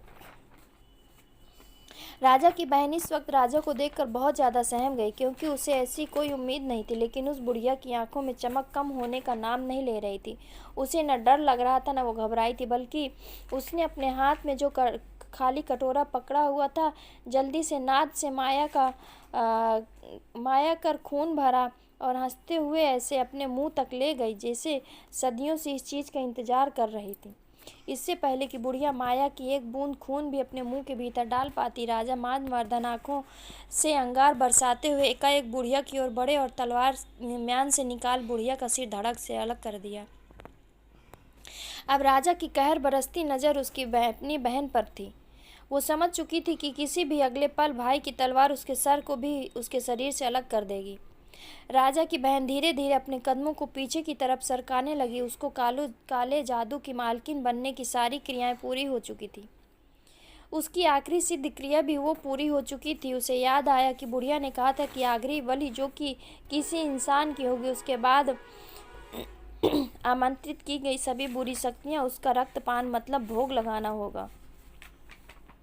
उसके बाद वो सारी बुरी शक्तियाँ अपनी शक्तियाँ एकत्रित करके राजा की बहन को दे देगी। राजा की बहन इतनी सिद्धियाँ प्राप्त तो कर चुकी थी कि वो राजा को रोक सके। अब उसका डर काफ़ी हद तक कम हो चुका था। पहले तो उसकी आंखें बंद करते हुए उसके चारों तरफ एक सुरक्षा घेरा बन गया। फिर उसने बुरी शक्तियों का आवाहन करना शुरू कर दिया। राजा मानवर्धन हतप्रभ से सारे दृश्य को देख रहे थे। उनकी तलवार भी उसकी बहन की सुरक्षा घेरे को भेद नहीं पा रही थी। जल्दी माहौल में अजीब सा मनहूसियत छाने लगा। चारों तरफ से ढेरों प्यासी काली परछाई आकर माया के मृत शरीर को चारों तरफ घूरने लगी। राजा मानवर्धन ने उन्हें रोकने की बहुत कोशिश की, परंतु एकाएक हवा के एक तेज झोंके ने उसे उठाकर दूर पटक दिया और देखते ही देखते पहले माया का सारा रक्त और उसके बाद माया के मृत शरीर दोनों ही विलुप्त हो गए। राजा की बहन के शरीर में भी आकस्मिक परिवर्तन दिखाई देने लगे। उसकी आंखों में एक अलग ही बहसीपन नजर आने लगा। एक भूख, सब कुछ तबाह कर देने की भूख, सबको अपना गुलाम बना लेने की भूख, इस पूरी धरती पर राज करने की भूख। राजा पूरी तरह टूट चुके थे। ना तो वो अपनी बहन को रोक पाए और ना ही माया को बचा पाए। जो आघात उनके हृदय को लगा वो छोटा नहीं था। पल भर में उनकी पूरी दुनिया उजड़ चुकी थी। आज उनकी बहन चाहे कुछ भी हो, पर राजा हमेशा से अपनी बहन और माया को अपनी जान से ज्यादा प्यार करते थे। राजा के सैनिकों को इस वक्त राजकुमारी का किसी भी तरह से विरोध करना उचित नहीं लगा। उन्होंने पहली जिम्मेदारी थी राजा को सुरक्षित करना। सैनिकों का दल ये समझ चुका था कि अगर राजा यहाँ कुछ देर और रहे तो हो सकता है कि राजकुमारी राजा के भी प्राण ले ले। राजा लगभग अपनी सुध बुध खो चुके थे। सैनिकों ने उन्हें संभाला और जल्द से जल्द उन्हें वहां से लेकर महल की तरफ चल दिए। इधर राजा की बहन बहुत भयानक आवाज में हंसते हुए हवा में तैरने लगी, अपनी जीत का जश्न मना रही थी। कोई नहीं इस धरती पर जो अब मुझे रोक सके। अब कोई नहीं रोक सकता मुझे इस पूरी दुनिया की मालकिन बनने से। अब स्थापित होगा इस दुनिया में बुराई का साम्राज्य। सब सिर्फ और सिर्फ मुझे मानेंगे। अब इस दुनिया में सिर्फ उसे ही जीना का हक होगा जो मेरा नाम पुकारेगा। भाई, तुम जाकर अपनी प्रेमिका के मरने का जी भर के शोक मना लो, क्योंकि मैं बहुत ही जल्द वापस आ रही हूँ अपना हक लेने। तुम कभी भी इस राज्य के राजा बनने के लायक नहीं थे। तुम्हारी सात्विक प्रवृत्ति और दैविक शक्तियों के प्रति आस्था किसी काम की नहीं। देखा ना, आज तुम्हारी जादुई तलवार भी मेरा कुछ नहीं बिगाड़ सकी। अब मैं अमर हूँ, ना कोई मुझे मार सकता है, ना कोई हरा सकता है। मैं काले जादू की शक्तियों से अपने आप को सदियों तक जीवित रख सकती हूँ। महल में राजवैद्य के साथ दूसरे बड़े बड़े वैद्यों का तांता लगा हुआ था। राजा की हालत बहुत नाजुक बनी हुई थी। शायद उनकी बुरी शक्तियों का प्रहार राजा के हृदय को चोट पहुंचा गया। पूरे राज्य में शोक और डर का माहौल बना हुआ था। शोक इस बात का था कि उनके राजा की हालत बहुत नाजुक थी और उन्हें कुछ हो गया तो पूरा का पूरा राज्य ही अनाथ हो जाएगा।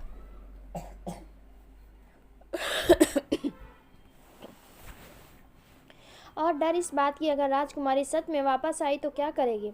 अब कोई भी बात किसी से छुपी नहीं थी। आखिरकार काफी समय बीत जाने के बाद राजा की हालत में स्थिरता आई। ये कहना उचित नहीं होगा कि राजा ठीक हो गए थे, पर यह कहा जा सकता कि राजा को अचेतन की अवस्था में भी अपने राज और प्रजा की फिक्र हो रही थी, और शायद अचेतन अवस्था में ही उन्होंने कई तरकीब ढूंढ निकाली। राजा ने आंखें खोली और अपने सबसे खास गुप्तचर को अपने पास बुलाकर धीरे से उसके कान में कुछ कहा। गुप्तचर राजा की बात सुनकर वहां से चला गया। 2 रात्रियां और बीत गईं। आज की रात अमावस्या की रात थी। राजा अपने कक्ष में अपनी शैया पर लेटे हुए आसमान को निहार रहे थे। राजा की आंखों में हर वक्त एक बेचैनी और मायूसी छाई रहती। रात्रि के दूसरे पहर के बाहर कोलाहल सुनाई देने लगा। राजा को बेचैनी बढ़ने लगी। क्या हुआ सेवक? महल के बाहर कैसा कोलाहल है? राजा ने पूछा, परंतु सेवक को तो खुद भी बाहर क्या हो रहा है इस बात से अनभिज्ञ था। पता नहीं महाराज।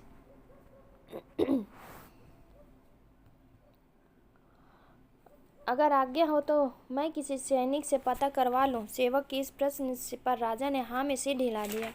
सेवक द्वार पर खड़े एक सैनिक का नाम, जिसका दुष्यंत था, को महल के बाहर की स्थिति जानने और तुरंत वापस आकर बताने से महाराज को अवगत कराने के लिए कहा। परंतु इसके पहले सैनिक दुष्यंत सेवक की बात सुनकर बाहर की ओर जा पाता, बाहर से एक सैनिक लहूलुहान हालत में गिरता पड़ता राजा के कक्ष तक पहुंचा।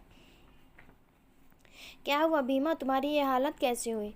दुष्यंत ने उस घायल सैनिक को, जो अभी भागता हुआ अधमरी हालत में महल में आया था, जिसका नाम उसे नाम से पुकार कर पूछा, महाराज को बचाओ, वो अपनी सेना लेकर आ चुकी है, महाराज को बचाओ। कहते हुए भीमा नाम के सैनिक ने अपने प्राण त्याग दिए। महल के बाहर चारों तरफ हाहाकार मची हुई थी। महल के भीतर भी कोलाहल बढ़ना शुरू हो गया। दुष्यंत महाराज को सुरक्षित करने और माहौल की बारीकी जांचने के लिए कुछ खास और विश्वास पात्र सैनिकों को राजा मानवर्धन के सेवा के साथ छोड़कर महल के बाहर की ओर चल पड़े। बाहर का नजारा देख दुष्यंत को अपनी आंखों पर यकीन नहीं हुआ। वो बार बार अपनी आंखों को मलता और दोबारा उस नज़ारे को देखता। क्या है ये सब? ये कैसी सेना है? वो अजीबोगरीब दिखने वाले जीव थे। हर जीव दूसरे से अलग दिख रहे थे, पर उन सब में एक चीज़ समान थी, उनकी आक्रामक प्रवृत्ति।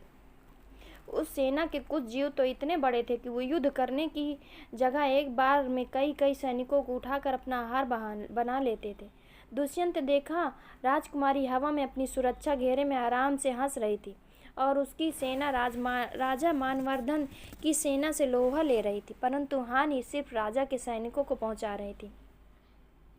राजा की बहन की सेना का एक भी जीव नहीं मर रहा था, बल्कि वो राजा के सैनिकों को कीड़ों मकोड़ों की तरह कुचलते हुए आगे बढ़ रहा था। युद्ध के बीच ही राजा की बहन ने घोषणा की, मेरे राज्य के वासियों और सैनिकों, अब मैं हूँ आपके राज्य की होने वाली नई महारानी, जो जल्द ही इस संसार में भी अपनी हुकूमत स्थापित करेगी। ये मेरी सेना मेरी काली शक्तियों से बनाई गई एक विशेष प्रकार की है, जिन्हें कोई हरा नहीं सकता। जो लोग जीवित रहना चाहते हैं वो मेरे पास आ सकते हैं, और जिन्हें अपने प्राण का कोई मोल नहीं हो, वो मेरे भाई मानवर्धन के वफादार हैं। वो मेरा विरोध में रहकर खुशी खुशी अपने प्राणों की आहुति दे सकते हैं।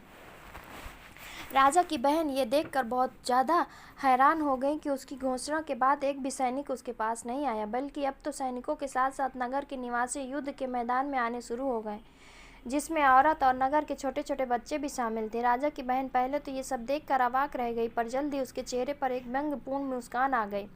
तो क्या अब ये कीड़े मकोड़े जंग करेंगे मेरी सेना से? मेरी सेना के आगे इनकी औकात ही क्या है? इतना कहकर राजा की बहन अपनी सेना को आदेश दिया कि आगे बढ़कर एक औरत, बच्चे और राज्य के हर निवासी को कुचल डालो, कोई बचना नहीं चाहिए।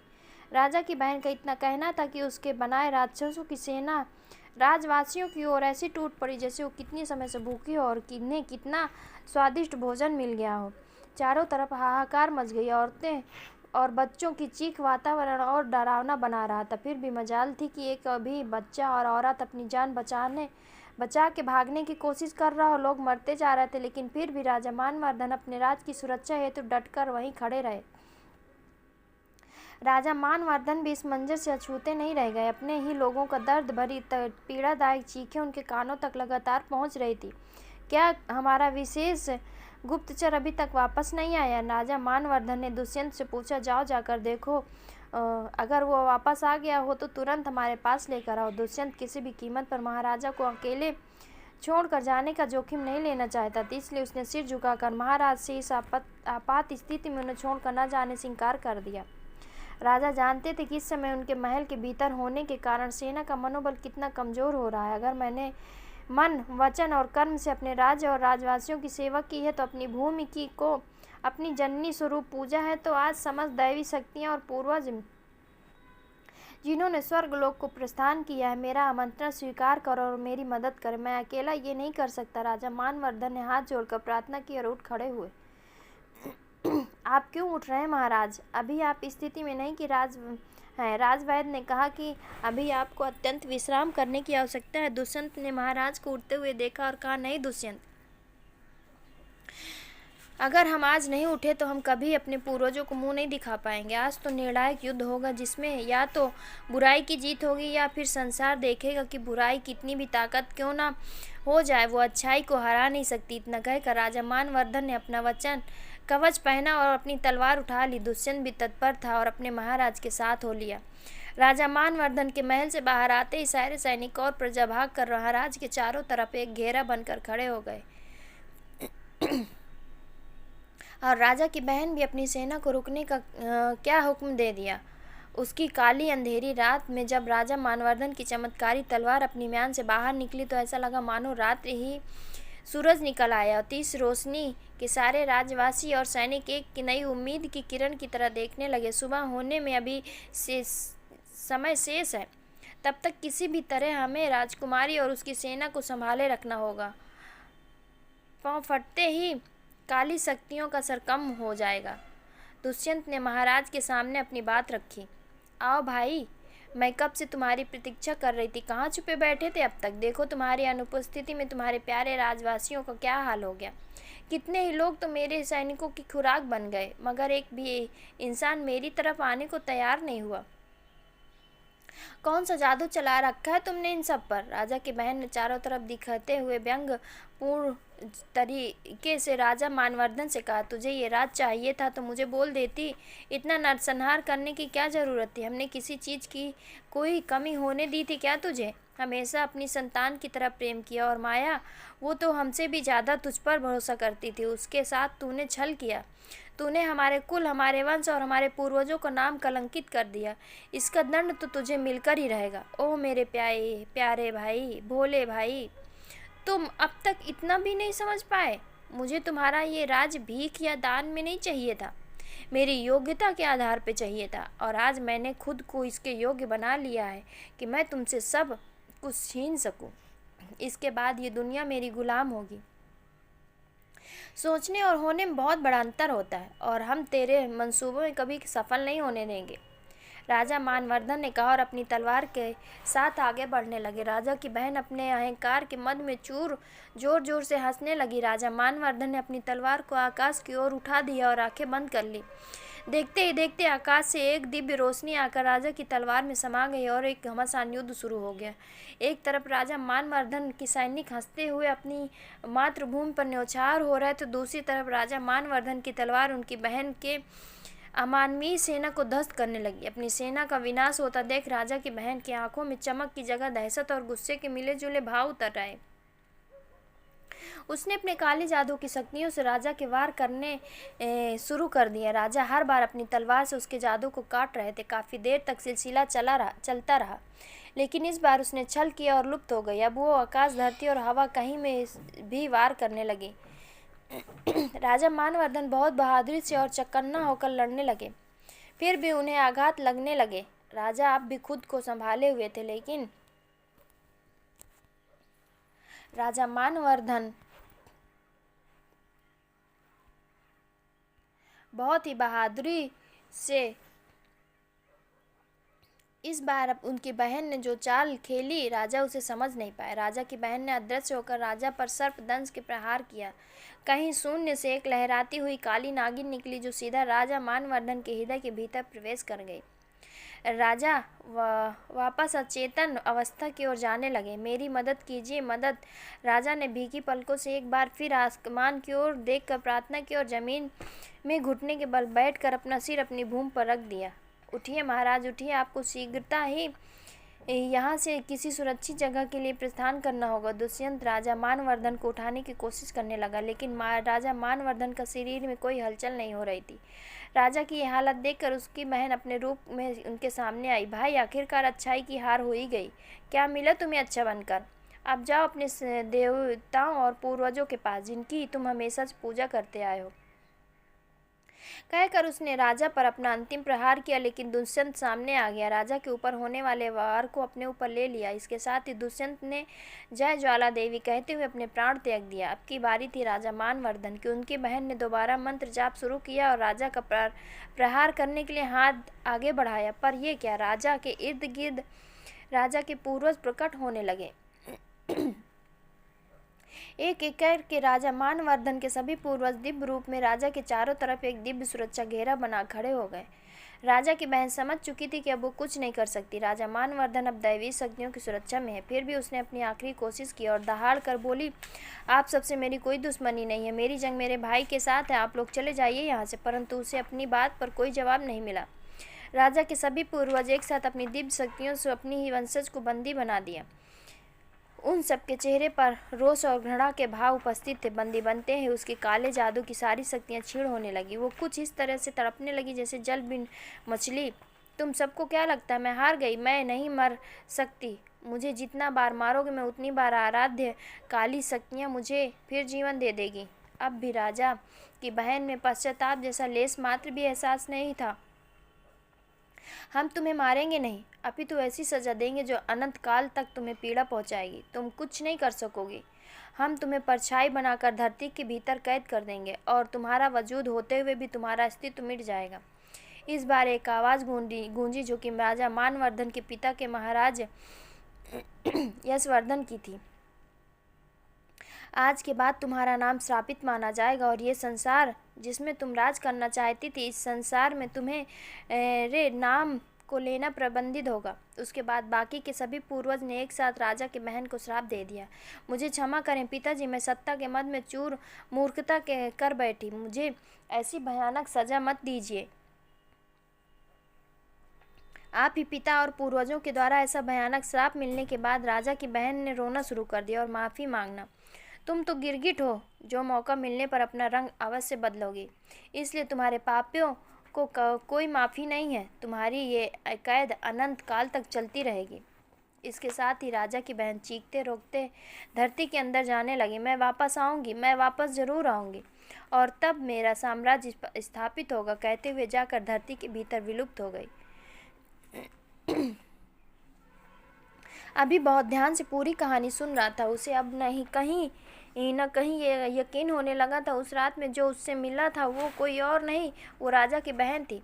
फिर भी उसने ब्लिंकस और आर्क के सामने कुछ नहीं कहा।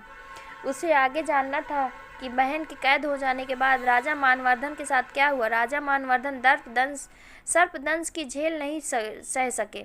उनका शरीर निस्तेज हो जमीन पर लुढ़क गया। उठो पुत्र, आज तुम्हारे समस्त पूर्वजों को तुम पर गर्व है। उठ जाओ, अब हम तुम्हें भी अपने साथ लेकर चलेंगे। राजा मानवर्धन के पिता ने उसके सिर पर हाथ फेरते हुए कहा और राजा की आत्मा अपने शरीर को छोड़कर अपने पिता और पूर्वजों के साथ आकर खड़ी हो गई। राजा मानवर्धन की आत्मा अपने चारों तरफ हुए नरसंहार को देखकर बहुत द्रवित हो उठी। इस वक्त कुछ राज्य के निवासी और कुछ वो जीव जिन्हें राजा की बहन ने पैदा किया था वो डरी सहमी हालत में खड़े थे, क्योंकि अब दोनों के ही मालिक नहीं थे और अपने राजा के मौत के बाद उनकी हारी सेना हारी हुई हो जाती है। हम सब जीवन किस प्रकार व्यतीत होगा। कृपा हमें भी अपने साथ चलने की अनुमति दें महाराज। राजा मानवर्धन की आत्मा से बचे हुए राजवासियों और सैनिकों ने कहा, और ये निर्दोष जीव जिन्हें हमारी अहंकारी बहन ने अपनी स्वार्थ पूर्ति के लिए बनाया था, इनका तो कोई दोष नहीं है। राजा की आत्मा ने अपने पिता और पूर्वजों के सामने हाथ जोड़ते हुए कहा, राजा मानवर्धन के पिता और पूर्वज, राजा मानवर्धन की बात का मतलब खूब समझी। सबके चेहरे पर एक दिव्य मुस्कान आई। हमें सच में तुम पर गर्व है पुत्र। सिर्फ तुम एक महान राजा नहीं बल्कि एक महान आत्मा भी हो, जिनके भीतर हर जीव के लिए दया भाव है। राजा मानवर्धन भी सभी पूर्वजों के साथ अपनी शक्तियों को आपस में मिलाया और ईश्वर से निवेदन करने लगे, जिनके फलस्वरूप समस्त नगरवासी अपना शरीर त्याग कर दिव्य आत्माओं के रूप में राजा के सामने उपस्थित हो गए। राजा अब भी उन व्याकुलता से उन जीवों की तरफ देख रहे थे। हम उन्हें अपने साथ नहीं ले जा सकते पुत्र, परंतु उनके जीवन और मृत्यु का रास्ता भी निर्धारित है। वे सभी शांतिपूर्वक अपनी ज़िंदगी जिएंगे और अपनी मृत्यु के पश्चात मुक्ति को प्राप्त हो जाएंगे।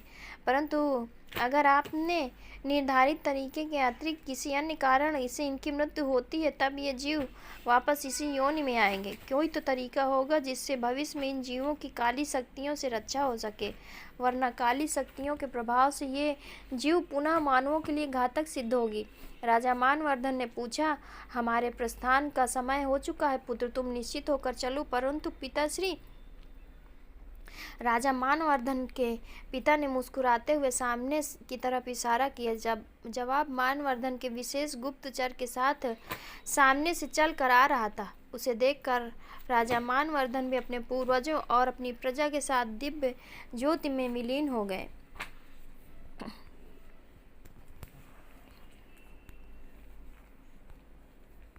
अगर आप लोगों को मेरी ये कहानी अच्छी लगे तो मेरे चैनल को लाइक, सब्सक्राइब और शेयर ज़रूर कर दीजिएगा। आप सभी का कहानी सुनने के लिए बहुत बहुत धन्यवाद।